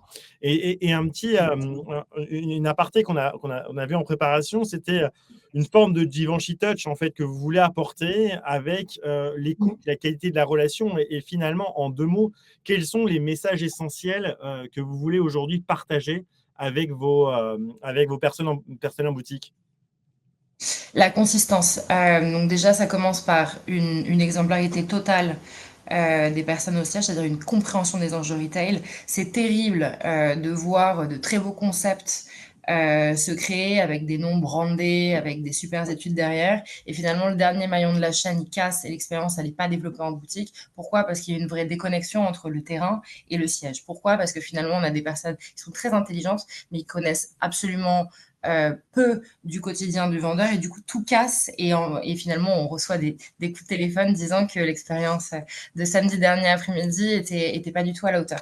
Donc déjà une vraie exemplarité des enjeux retail. Donc encore une fois, des concepts qui sont courts, qui sont impactants parce qu'ils sont pas justement trop brandés, et de la vraie implication humaine d'emblée dans la conceptualisation des choses. C'est-à-dire, si on lance un nouveau projet, on demande du feedback au retail et on se réadapte selon ce qui a marché ou non des fois derrière. Donc, première chose. Ensuite, on essaye de faire en sorte d'apporter une vraie authenticité dans notre relation. Pourquoi? Parce que on a de la chance, on a un héritage de plus de 70 ans avec le nom d'un monsieur qui est en grande sur notre maison avenue Georges V, qui est Hubert de Givenchy. Hubert de Givenchy, c'était le créateur, le plus poli, gentil, exquis, élégant de son temps. C'est-à-dire que c'est quelqu'un qui connaissait toutes ses clientes par leur nom, qui notait juste après leur passage un petit détail qu'il avait retenu d'elle, et qui s'en servait justement. Julie Louis XIII en parlait, et c'est exactement ce qu'il faisait il y a 70 ans, et ça on essaie de le continuer. Donc c'est-à-dire qu'il y a une vraie gentillesse dans notre approche client, et pour ça on essaie d'avoir une vraie gentillesse entre nous et de pouvoir la transmettre pour que finalement elle se rediffuse dans toutes les personnes qui viennent franchir la porte de Givenchy. Et justement, quels outils? Parce que voilà, il y a l'organisation, il y a la stratégie, mais il y a aussi les outils parce que vous avez des équipes, nombreuses à travers le monde, soit tes trainers, soit tes conseillers de vente, que tu vas utiliser, et pour driver aussi la performance. Parce que déployer du contenu et de l'education, c'est bien, mais il faut aussi le monitorer au quotidien pour que ça soit efficace. C'est tout à fait vrai. Nous, ce qu'on va faire d'abord, c'est qu'on va vraiment soigner l'outil. On voit beaucoup de LMS, donc les LMS, c'est les outils pour former les Learning populations Management retail. System. Merci. Merci beaucoup pour les sous-titres, c'est parfait. Qui ressemble un peu à des formations qu'on avait dans les années 90, un peu gênantes. Et donc, moi, c'est vraiment tout ce que je voulais bannir de mon scope. Pour moi, la formation, si ça ressemble à de la formation et si ça ressemble à du travail, ça n'a rien à faire là. Ça doit être quelque chose d'addictif. Donc déjà, la première métrique, c'est est-ce que c'est tellement beau qu'on ne dirait pas du travail, premièrement. Ensuite, dans le contenu, tout doit être absolument très court, avec toujours une conclusion qui est donnée d'emblée. Évidemment, on n'a plus de temps à perdre, on passe notre vie sur les réseaux sociaux. Ça, c'est la première chose. Donc moi, je demande à mes équipes d'avoir un taux de pénétration sur les outils digitaux, c'est-à-dire combien de personnes se connectent, sur combien de personnes qui ont accès, qui est de l'ordre de 95% minimum. Moi, finalement, j'ai 700 vendeurs dans le monde, donc finalement, je n'ai pas énormément de capacité de buffer négatif. Ensuite, je demande un taux de complétion parce que justement, on met les moyens et on met notre cœur dans la beauté et dans la facilité d'apprentissage, un taux de complétion de 90%. Et je demande un taux de score de 85%. En gros, moi, il faut que tout le digital soit absolument parfait. Ensuite, on va avoir nos coachs qui vont faire un shadowing par mois ou par semaine selon la zone, selon la population. Et ce shadowing, il doit non pas être quelque chose qu'on va regarder comme quantifiable, mais vraiment sur le qualitatif. C'est-à-dire qu'on va regarder évidemment les chiffres de progression, mais on va vraiment challenger tous les action plans dans le sens où évidemment, à la fin de la journée, on va regarder nos KPIs retail et c'est ultra important de lier les KPIs retail aux KPIs de formation. Sinon, on se retrouve totalement déconnecté et puis personne ne prend la formation comme quelque chose et un département important. Moi, si je veux pouvoir m'asseoir à la table des départements clés des sociétés, donc ceux qui vendent, donc le retail, ceux qui payent, les RH et ceux qui produisent, j'ai besoin de leur montrer mon implication dans le résultat. Donc évidemment, on lie tout au KPIs retail. En revanche, pour ça, il faut que j'ai du très, très, très concret à leur donner dans leur plan d'action. Sinon, je ne peux pas faire le lien de cause à effet. Bien entendu. Et juste une dernière question pour toi, parce que du coup, tu as une vision très internationale de par l'implantation de la maison Givenchy. Quelles sont finalement les différences culturelles que tu vas noter entre la relation client et vendeur? Parce qu'effectivement, que l'on soit en Chine, que l'on soit à Lyon, que l'on soit à Las Vegas, on va différemment interagir et on a envie aussi que le conseiller de vente nous parle différemment. Si tu as quelques learnings comme ça à travers le monde à nous partager. Oui, alors j'en ai deux. Typiquement, si on prend l'Asie, des clients qui ne vont pas vouloir qu'on rentre dans leur espace personnel d'emblée. C'est-à-dire qu'il faut vraiment attendre le salon d'essayage et ce moment où on va créer tout un styling pour pouvoir parler de questions plus personnelles. Donc, c'est pour ça qu'on oriente vraiment nos équipes à poser des questions tout de même, mais des questions sur le produit et sur le styling qui est vraiment lié au produit pendant l'ice-breaking et les premières minutes d'interaction. En revanche, si on prend le cas contraire, c'est-à-dire les États-Unis où d'emblée, dès l'ice-breaking, c'est toujours très chaleureux, hi, how are you doing et tout ça, ce qu'on va faire, c'est qu'on va éviter de rester en surface parce que c'est très facile de ne pas du tout creuser tout en créant quelque chose de plutôt agréable. Donc, on va leur demander de se focaliser sur du body language et notamment des espèces de KPI humains corporels qui sont très simples, c'est-à-dire que si vous voulez surprendre quelqu'un, et ça marche bien aux États-Unis, c'est d'aller chercher le wow effect mais du visage, c'est-à-dire ce qu'on appelle le eyebrow raise. Donc, finalement, vous allez me donner un exemple, quelque chose d'étonnant, une anecdote. Et puis, moi, je vais être tellement surprise que forcément, ça va se voir dans mes yeux, ça va se voir à mon visage. Et de marquer comme ça des concepts finalement de body language pour nos populations aux États-Unis, ça marche parce que ça reste un KPI complet. Ça ne demande pas de refaire toute la cérémonie de vente, mais ça permet de débriefer après en coaching et de pouvoir expliquer si finalement l'engagement client, il a été fait à la fin de l'interaction ou pas. Ok. Écoute, merci. C'est très intéressant comme ça de voir comment une même maison finalement va devoir s'adapter aussi aux codes locaux.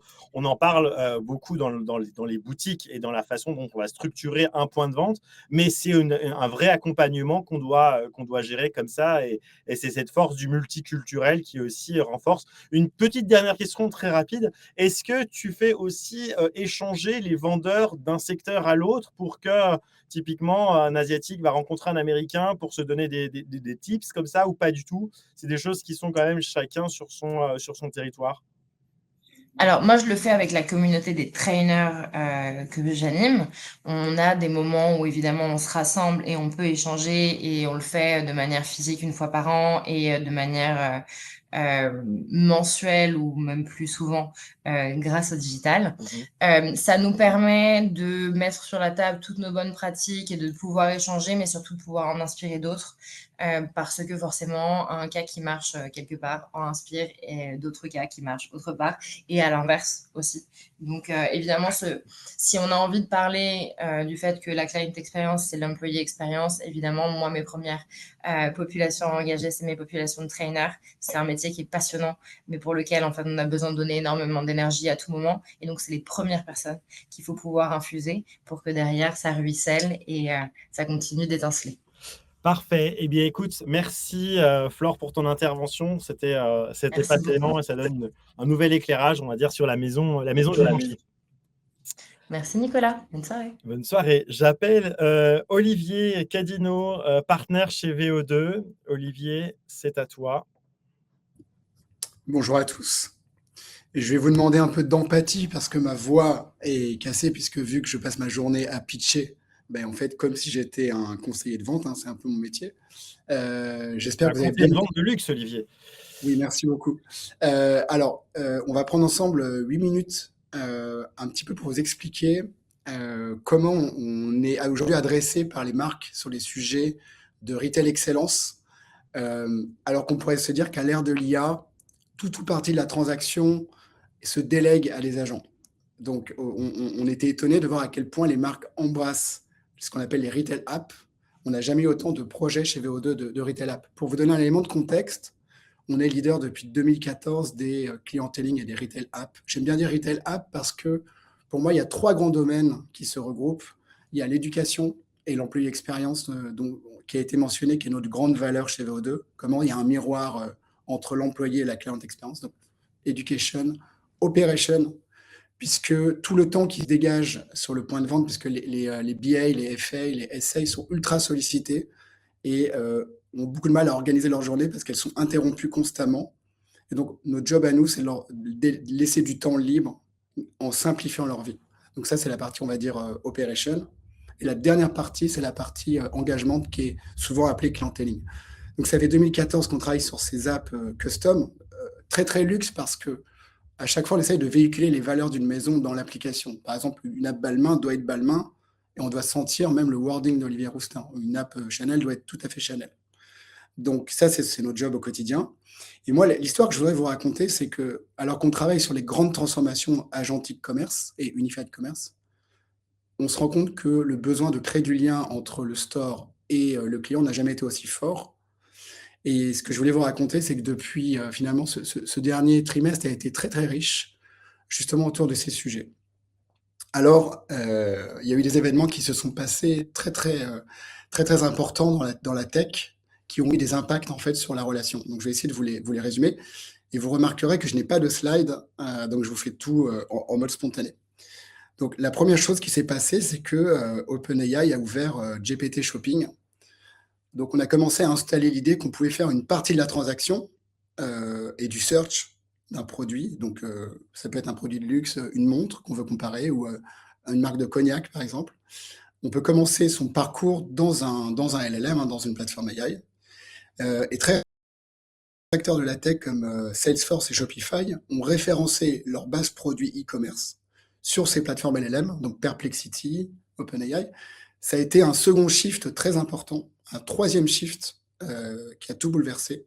C'est l'arrivée de GPT Shopping, vous avez vu les carousels, et surtout de partenariats entre Stripe, par exemple, qui est un grand acteur du paiement, et les plateformes LLM. Donc, en gros, pour résumer, aujourd'hui, un utilisateur peut faire la totalité de sa transaction sur une plateforme LLM, enfin sur une plateforme AI.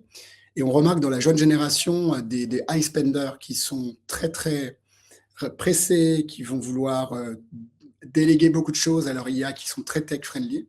On remarque que beaucoup vont faire tout ou partie de cette transaction sur les LLM. Et il y a notamment une statistique qui est assez folle, c'est que 40% des clients américains font plus confiance aux recommandations d'une IA que celles d'un vendeur. C'est quand même un chiffre à avoir en tête. Donc ça, c'est une étude PwC que je pourrais vous partager.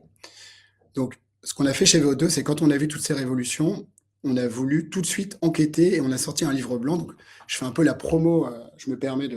Je ne sais pas si vous le voyez bien, ouais, la caméra ne le montre Non, pas. on le voit pas, Olivier, parce que du coup, il faut Je le suis mettre désolé. vraiment devant toi pour que tu puisses, qu'il n'y ait pas le fond, voilà. Ouais. Bon, je vous fais la promo du livre. Donc, il y a un lien que je vous partagerai. Donc, c'est pas du tout publicitaire, c'est juste qu'on vous partage un état de réflexion sur ce qui est en train de se passer dans nos sociétés, sur le shopping, la shopping expérience. Qu'est-ce que ça change pour le retail physique, l'avènement de l'agentique commerce? Et finalement, il y a deux scénarios qui se dégagent très forts. Un scénario 1 qui est, on va dire, l'anesthésie progressive du retail. Finalement, la paresse gagne et on finit par se servir du retail comme un lieu logistique. On va chercher son produit ou un lieu de découverte, mais finalement, la transaction se déroule principalement sur un LLM. Ça, c'est le premier scénario auquel on ne croit pas, mais il y a quand même des éléments qui nous font penser que c'est possible. Sur la Gen Z, par exemple, on pourrait se dire qu'il y a une partie de la transaction qui est initiée ou finalisée sur une plateforme AI et que les personnes ne vont même plus sur les sites de brand expérience que sont les sites web. Il y a un deuxième scénario auquel on croit chez VO2 et je vais vous parler après de la partie sur le lien avec la tech. La croyance qu'on a chez VO2, c'est qu'on fait beaucoup de retail, discovery, c'est-à-dire qu'on va avec des clients, puisqu'on est aussi, on digitalise les points de vente. Hein. C'est le cas, je n'ai pas le droit de le citer, mais on a fait beaucoup de points de vente à Montaigne, on a totalement digitalisé l'expérience. Et en fait, on fait des store sessions et on remarque quelque chose qui a beaucoup changé avec l'avènement de l'IA, c'est que le point de vente devient le lieu de l'hospitality. On n'aurait jamais imaginé qu'une marque de luxe qui fait de la mode ou du parfum devienne un lieu où on a l'impression d'aller au spa. Je vais être un peu plus précis. C'est un moment où la connexion doit être tellement forte que l'outil est au service de la connexion. L'outil doit faire le travail avant, finalement, pour préparer la visite. Et là, je fais écho aussi à nos confrères d'Imagino, avec qui on est proche dans la philosophie, c'est-à-dire qu'il faut absolument que sur la préparation de la visite, on délègue un maximum de contingence et de logistique pour que l'IA ou la tech devienne une commodité pour que la visite se déroule dans un moment de pure connexion. Donc ça, c'est avant la visite en point de vente, en boutique. Pendant la visite, on le voit dans les fonctionnalités de clienteling, il y a 4 grands groupes actuellement qui nous ont demandé de travailler sur de l'IA pendant la visite, soit pour orienter vers du sampling de parfum ou de make-up qui est intelligent par rapport à la visite, la façon dont elle se déroule, soit parce qu'il y a un historique très précis. On a vraiment des insights très forts sur ce qui va vraiment intéresser la personne. Donc, c'est aussi un élément qui va finalement enabler, je parle beaucoup avec des mots un peu franglais, mais en tout cas qui va donner un super pouvoir finalement au vendeur ou à la vendeuse. Donc, pendant la visite et après la visite, c'est surtout le plus important, c'est de garder ce qu'on appelle la mémoire de la relation. Parce que qu'est-ce qui fait qu'une expérience est vraiment luxe? C'est quand on se souvient de nous. Moi, j'ai une histoire chez Hermès où on s'est rappelé de moi alors que j'avais juste acheté un bijou argent. Ça m'a fait super plaisir. Je pensais que j'étais un tout petit client. Et j'étais revenu pour un autre cadeau et on s'est rappelé de moi. Et donc, cette mémoire de la relation, c'est ce qui est le plus précieux, c'est ce qui fait qu'une expérience est luxe. Et d'ailleurs, finalement, qu'elle peut être luxe même dans un contexte retail non luxe. Et ça, c'est ce qu'on essaie de créer à travers les outils. Donc, maintenant, pour être un peu plus précis avec vous, donc je vous ai parlé de ces deux scénarios finalement de l'anesthésie progressive du retail. Et le deuxième scénario, qu'est-ce que nous, on appelle l'hospitalité augmentée, c'est-à-dire qu'on vient, on a une demi-heure, 1 heure avec un vendeur, on oublie le temps, Et finalement, l'application vient nous simplifier les store operations. Donc, on a beaucoup plus de temps à passer avec le client. L'application des produits, parce qu'on a des modules de e-learning hyper gamifiés dans la Retail App. Je n'ai pas besoin d'aller entre 5 applications métiers différentes. Et enfin, je peux garder le lien avec mon client et garder un lien intime. Donc, je dirais que ça, c'est le fondamental de ce qui fait qu'une fois qu'on est en boutique, on peut vraiment se concentrer sur l'écoute et la relation. Donc, c'est vrai qu'on prône un peu plus pour ce scénario. Nicolas, je vais juste te poser une question. J'ai fait combien de temps? Je veux juste pas trop être bavard. Là, on va devoir. Je suis réapparu pour faire ton petit rappel. Alors, je vais faire. En tout cas, c'était très intéressant. Je pense que les deux scénarios que tu mets en avant sont une réalité pour beaucoup de maisons aujourd'hui. Elles se posent des questions, elles n'ont pas toutes encore les réponses, mais on sait que ça questionne et le client en a besoin. Et un peu pour faire le lien avec ce que nous a dit Flore, c'est aussi une façon de faciliter la vie des conseillers de vente. Et c'est aussi pour ça que le plus on leur apportera un contenu divers et varié, mais en tout cas, on va dire un contenu, et plus l'expérience sera fluide et agréable pour le conseiller de vente en premier, et en plus pour le client, bien entendu, en résultant. Oui. N'hésite pas à mettre le lien du livre blanc, si tu veux, dans le chat. J'allais vous le proposer. Je voudrais juste conclure sur un point qui va être un peu plus tech, parce que c'est notre facette très tech chez Go2. C'est qu'on fait un travail avec les maisons pour analyser un peu leur stack digital, pour voir un peu c'est quoi un stack agentique ready. Comment on peut travailler l'agentique pour justement complètement libérer l'AFA, la BA, et la concentrer sur l'humain. C'est des travaux qui sont hyper intéressants et qui sont de la brain expérience, puisque ça se travaille très différemment chez Balmain, chez Chanel. C'est pas du tout la même culture. Il se passe pas la même chose chez Saint-Laurent quand on va en boutique. On est plutôt un ami. Chez Balmain, on est plutôt une tribe ou un army, un peu comme un collectif. Donc, même, ça change même dans les wordings des apps de retail. Donc, c'est intéressant comment la brain experience est infusée finalement même dans l'applicatif. Donc, voilà, je voulais remercier, avant de rendre la parole, tous les intervenants qui ont pris la parole avant, vous dire que c'était vraiment hyper intéressant. Et évidemment, je suis ravi de continuer la discussion avec vous autour justement de ce livre blanc qu'on va vous transmettre ou vous offrir en physique. Voilà. Merci Nicolas. Merci le lien a été posté, donc n'hésitez pas à le télécharger. Merci Olivier pour ton intervention. Dernière maison de la soirée, avant-dernière, pardon, Claire Castaigue de chez Lancel va nous rejoindre. Claire qui est directrice Retail France de la maison Lancel. Voilà. Claire, bonsoir, bienvenue. Donc, Claire, on va commencer très rapidement parce qu'on est un petit peu en retard, mais la passion nous a drivé ce soir, donc de toute façon, c'est toujours le principal de moteur chez nous au Journal du Luxe.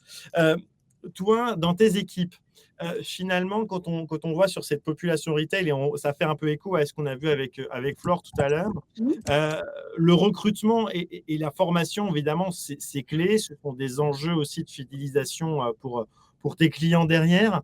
Mais comment tu as voulu le transmettre à la manière Lancel? On a vu un peu tout à l'heure la Givenchy Touch, et un peu quelle serait la tienne et celle de Lancel, bien entendu. Ok, alors est-ce que tu m'entends déjà? Oui, c'est bon, on t'entend. Parce que j'ai eu plein de problèmes techniques ce soir.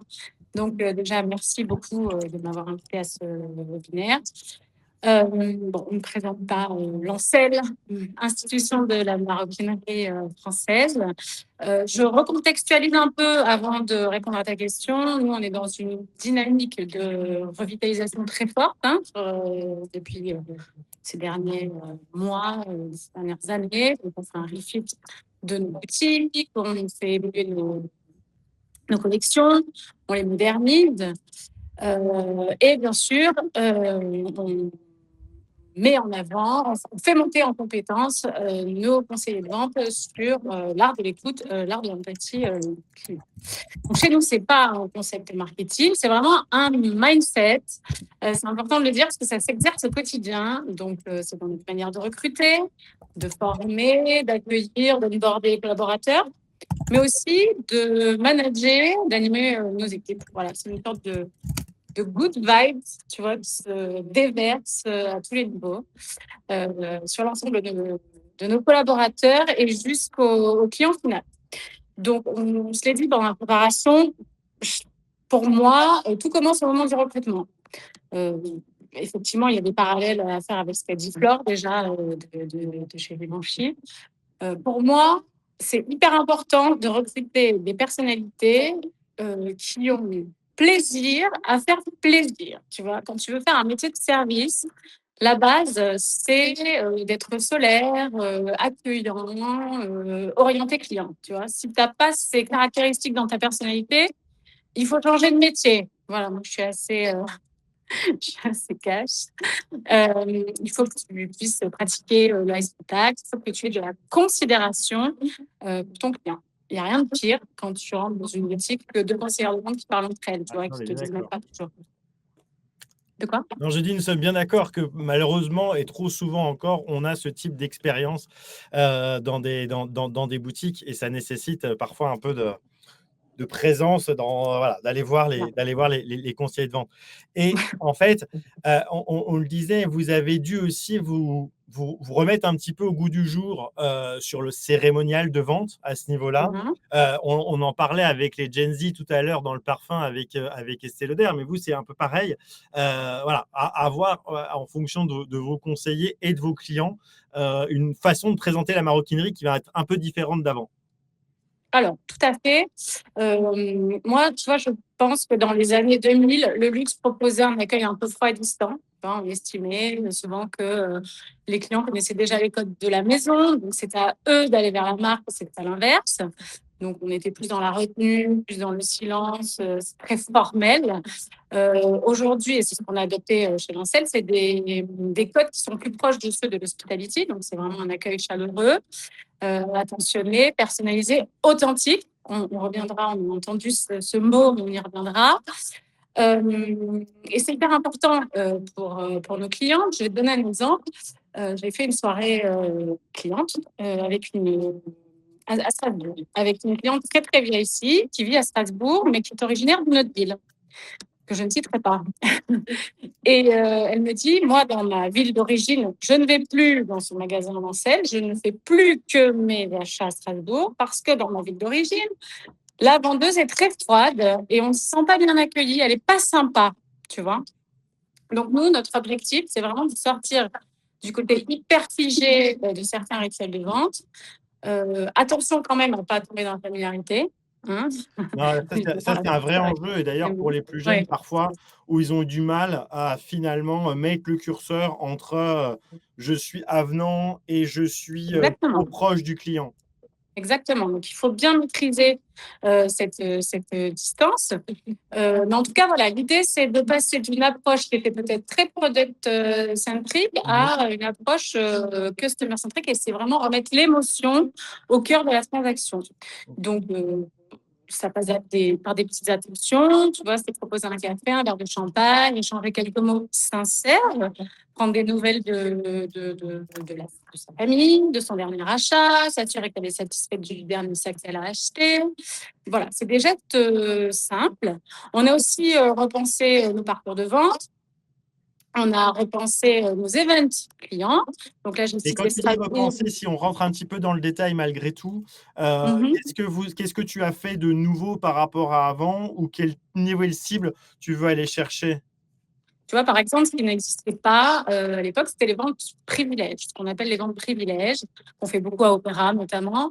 C'est des rendez-vous qui sont préparés, on s'appuie sur l'historique client, et là, on crée un cadre privilégié, c'est sur rendez-vous, et c'est propice non seulement à la relation, mais aussi à la performance, parce que ces opérations, elles génèrent en moyenne de plus 15%, tu vois, sur l'amélioration de nos indicateurs. Notamment le panier moyen, qui est le plus important quand tu es dans un contexte, voilà, tu as déjà préparé les produits, tu sais ce que la cliente aime, tu as du temps pour elle.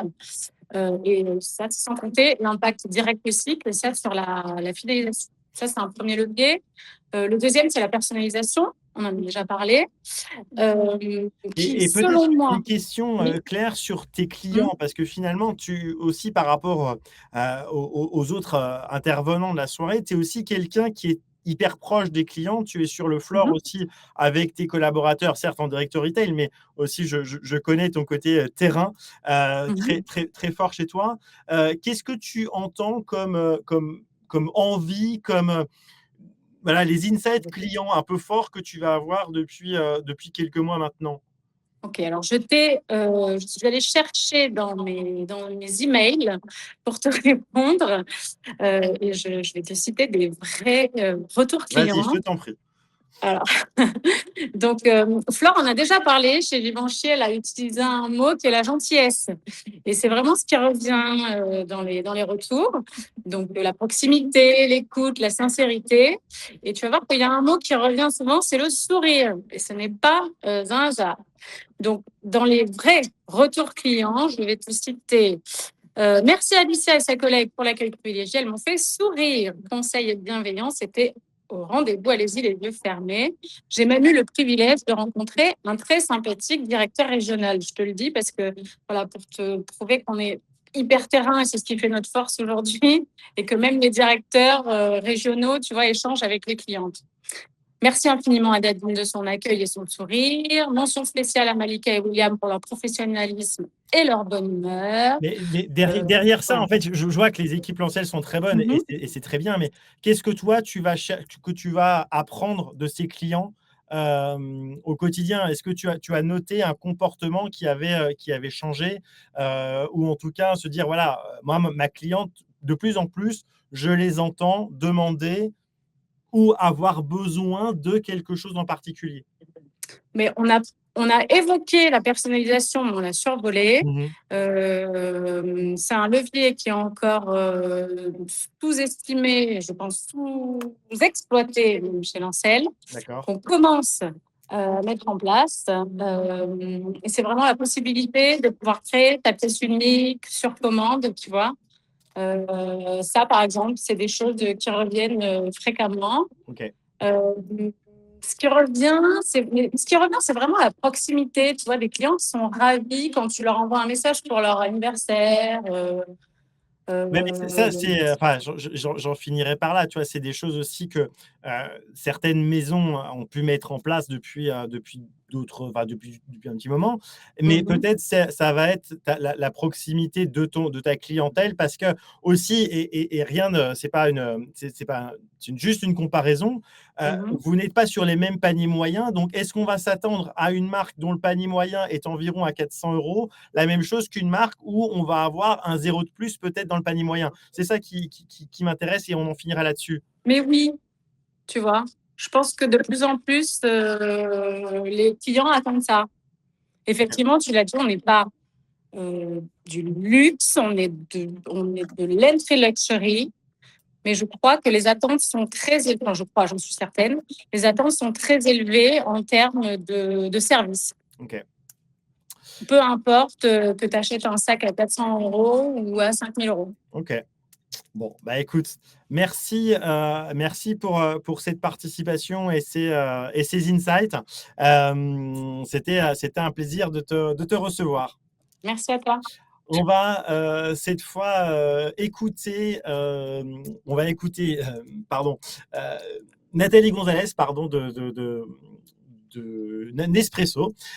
C'est une interview qui n'est pas en live, que Eric, en tout cas, a enregistrée hier soir. Mais en tout cas, cette prise de parole s'exprime aussi dans le cadre de l'ouverture du flagship de Nespresso dans le Marais, qui est la maison Nespresso. Donc, si on peut lancer la vidéo pour avoir l'interview de Nathalie Gonzalez.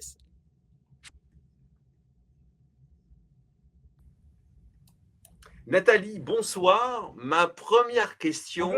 Bonsoir Eric. Bonsoir, oui. Ma première question va s'intéresser du coup au modèle direct consumer de Nespresso.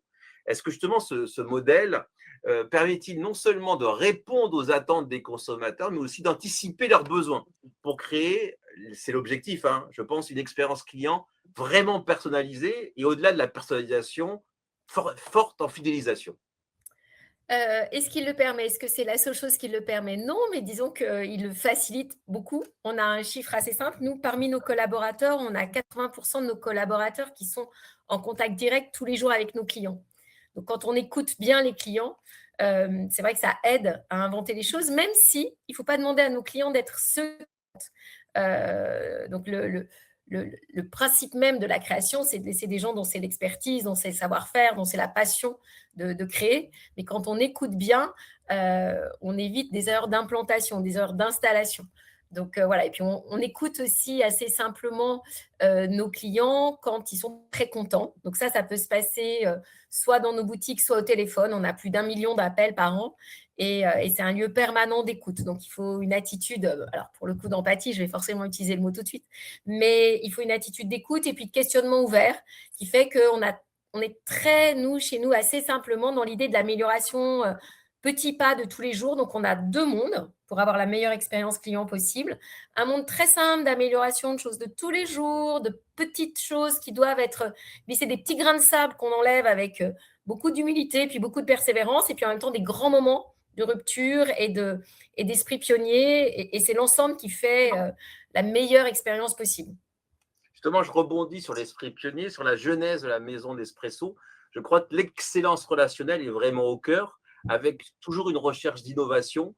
Et justement, cette genèse par rapport à cette excellence relationnelle, est-ce que ça a permis à renforcer le positionnement luxe de Nespresso?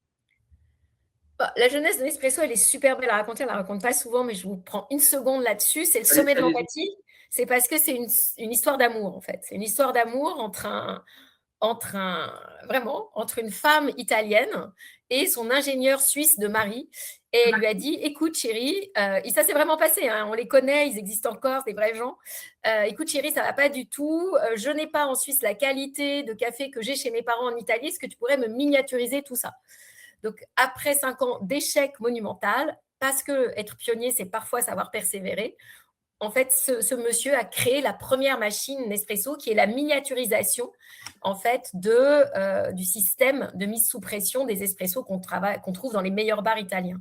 Donc, c'est le début de cette histoire-là qui permet de faire ça. Et en fait, dans la source de naissance de Nespresso, il y a 3 choses. Il y a ça, cette miniaturisation de la machine. Il y a, ce qu'on ne dit pas assez, la meilleure manière de protéger le café individuellement dans une capsule qui est comme la bouteille d'un grand vin, donc quelque chose qui protège le café de l'air, de la lumière. Et puis, la 3e chose qu'il y a au cœur de Nespresso depuis sa naissance, c'est les gens.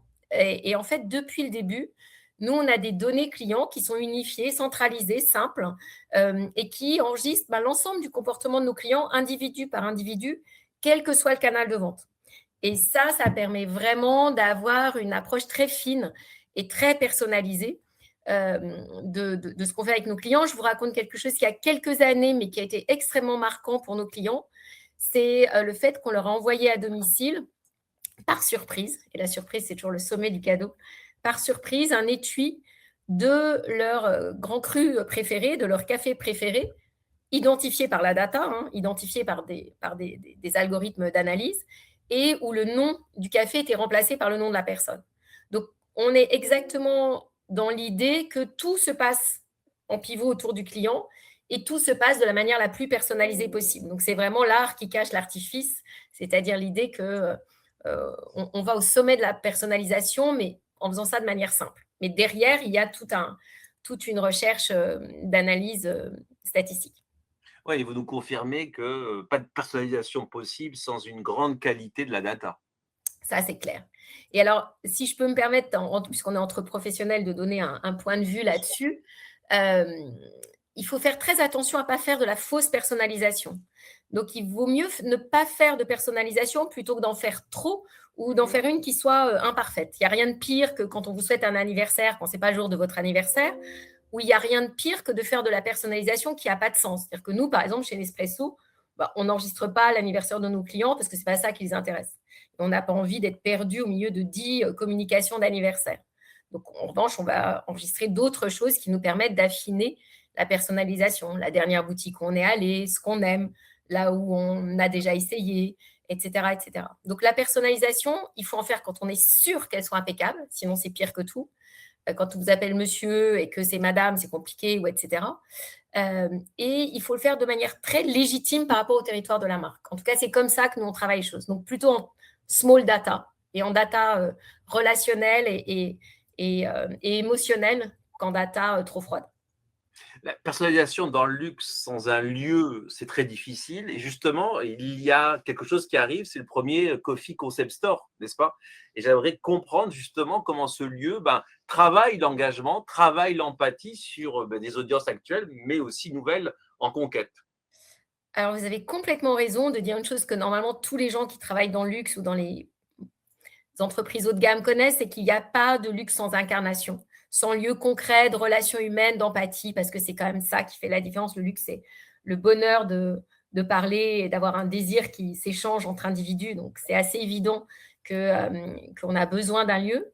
Nous, on a déjà 50 boutiques en France. Donc, en fait, on est déjà très installés. On est un peu étonnant par rapport probablement aux interlocuteurs qui sont avec nous, puisqu'on est 2 tiers vendus par digital et 1 tiers en boutique. Et nos boutiques, c'est déjà un lieu d'expérience assez étonnant. On venait de réinventer nos boutiques, déjà, classiques, et en même temps, on avait envie d'aller beaucoup plus loin parce qu'il y a une chose que finalement peu de gens connaissent. Nespresso est un des plus grands torréfacteurs qui existent sur la planète, un torréfacteur d'ultra précision. On est à la fois explorateur, torréfacteur, de manière très poussée, très fine, et puis assembleur, parce que finalement, le café, c'est un peu comme le champagne. Il y a des maîtres de chai, des équivalents, qui assemblent et qui font les meilleurs assemblages possibles. Comme les grands vignerons, on assemble des choses. C'est exactement ça, le café. Et très peu de gens savent que Nespresso sait faire ça très, très bien. Et on avait envie de le révéler et de révéler qu'on achète nos grains de café directement auprès de caféiculteurs avec l'herbe d'agronome, enfin, toute cette chaîne de valeur. Ce n'est pas évident à présenter dans nos boutiques habituelles. Et donc, on a décidé effectivement d'avoir un lieu qui est un lieu complètement pionnier, qui est le seul au monde. On a la chance de l'avoir en France, qui est un lieu pilote qui s'appelle Maison Nespresso, parce qu'on dit ça depuis toujours. Et c'est une vraie maison. J'invite tout le monde à aller. C'est dans le Marais.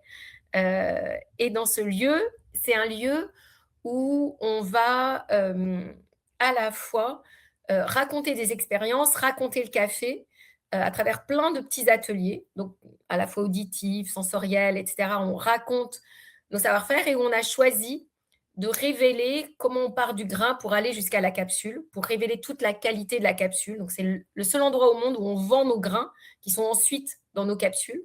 Donc, c'est une histoire complètement novatrice. Et pour vraiment être dans cette dimension la plus haut de gamme possible qui fait partie de l'âme de la maison, on a fait le choix d'être non pas avec une agence classique, mais avec un designer absolu qui s'appelle Rudi Geiner, qui fait partie de la célèbre liste que sans doute beaucoup de gens connaissent ici, des AD 100, donc de l'AD, les 100 meilleurs designers choisis par AD. Et en même temps qu'on a choisi de faire ça avec Rudi Geiner, avec un équilibre entre l'ancien et le moderne, entre les clins d'œil à l'Italie des années 50, à ce qu'est le Marais aujourd'hui, puisque c'est rue Vieille du Temple, on a fait ça et en même temps, on s'est dit, pour raconter qui on est, c'est mieux de se faire raconter par d'autres que par nous-mêmes. C'est mieux qu'un de mes amis dise que je suis quelqu'un de bien plutôt que moi-même, je m'autoproclame comme tel. Il y a une certaine élégance à avoir des collaborations et avoir des amis de la maison qui parlent avec nous. Donc, on a fait le choix d'être, alors en ce moment avec The Social Food, qui a fait une huile d'olive au café incroyable. On a été au lancement avec Thomas Lulu qui nous fait des clins d'œil de phrases que je vous engage à aller voir au coffee shop qui sont très drôles. D'ici quelques jours, on va démarrer avec Maurice Acco, qui est un chef qu'on adore et avec lequel on a fait une création d'épices qui vont dans le café. Donc, on est aussi dans un lieu d'expérience, d'apprentissage, et c'est un lieu qui sert demain à construire des expériences qu'on retrouvera petit à petit dans nos boutiques. Mais venez voir. Voilà. Avec grand plaisir. Ma dernière question, on se projette sur 2026, justement, pour vous, quels sont les chantiers prioritaires dans l'expérience client où forcément l'empathie sera au centre?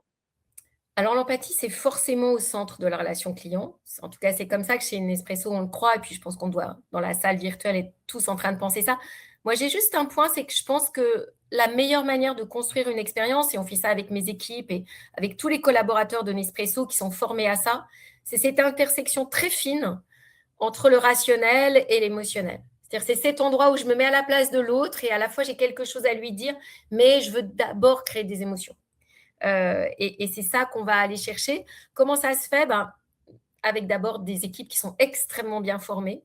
Et nous, on a des équipes RH qui forment extrêmement bien nos spécialistes café. Il n'y a pas de hasard. Il n'y a pas d'improvisation en matière d'expérience client. Tout se travaille, tout se prépare. Et c'est seulement quand on a très, très bien préparé qu'on peut retrouver une forme de liberté et donc une expérience client hyper personnalisée. Mais il faut vraiment très bien connaître ses produits, les différentes choses qu'on a à voir et très bien connaître, dans notre cas, la manière de faire un café pour pouvoir ensuite en discuter de manière personnalisée. Donc, paradoxalement, la formation des équipes est peut-être la chose que je mettrais en premier, avec évidemment l'écoute de nos clients. L'empathie, elle arrive quand aussi une entreprise fait attention à ses collaborateurs. Si on veut que nos collaborateurs soient empathiques avec nos clients, la responsabilité des dirigeants, c'est d'abord d'être nous-mêmes empathiques avec nos collaborateurs. C'est ce qu'on essaye de faire chez Nespresso tout le temps. Donc voilà. Et puis, c'est une histoire qui recommence tout le temps. On n'en a jamais fini. Donc, il faut s'y remettre et s'y remettre.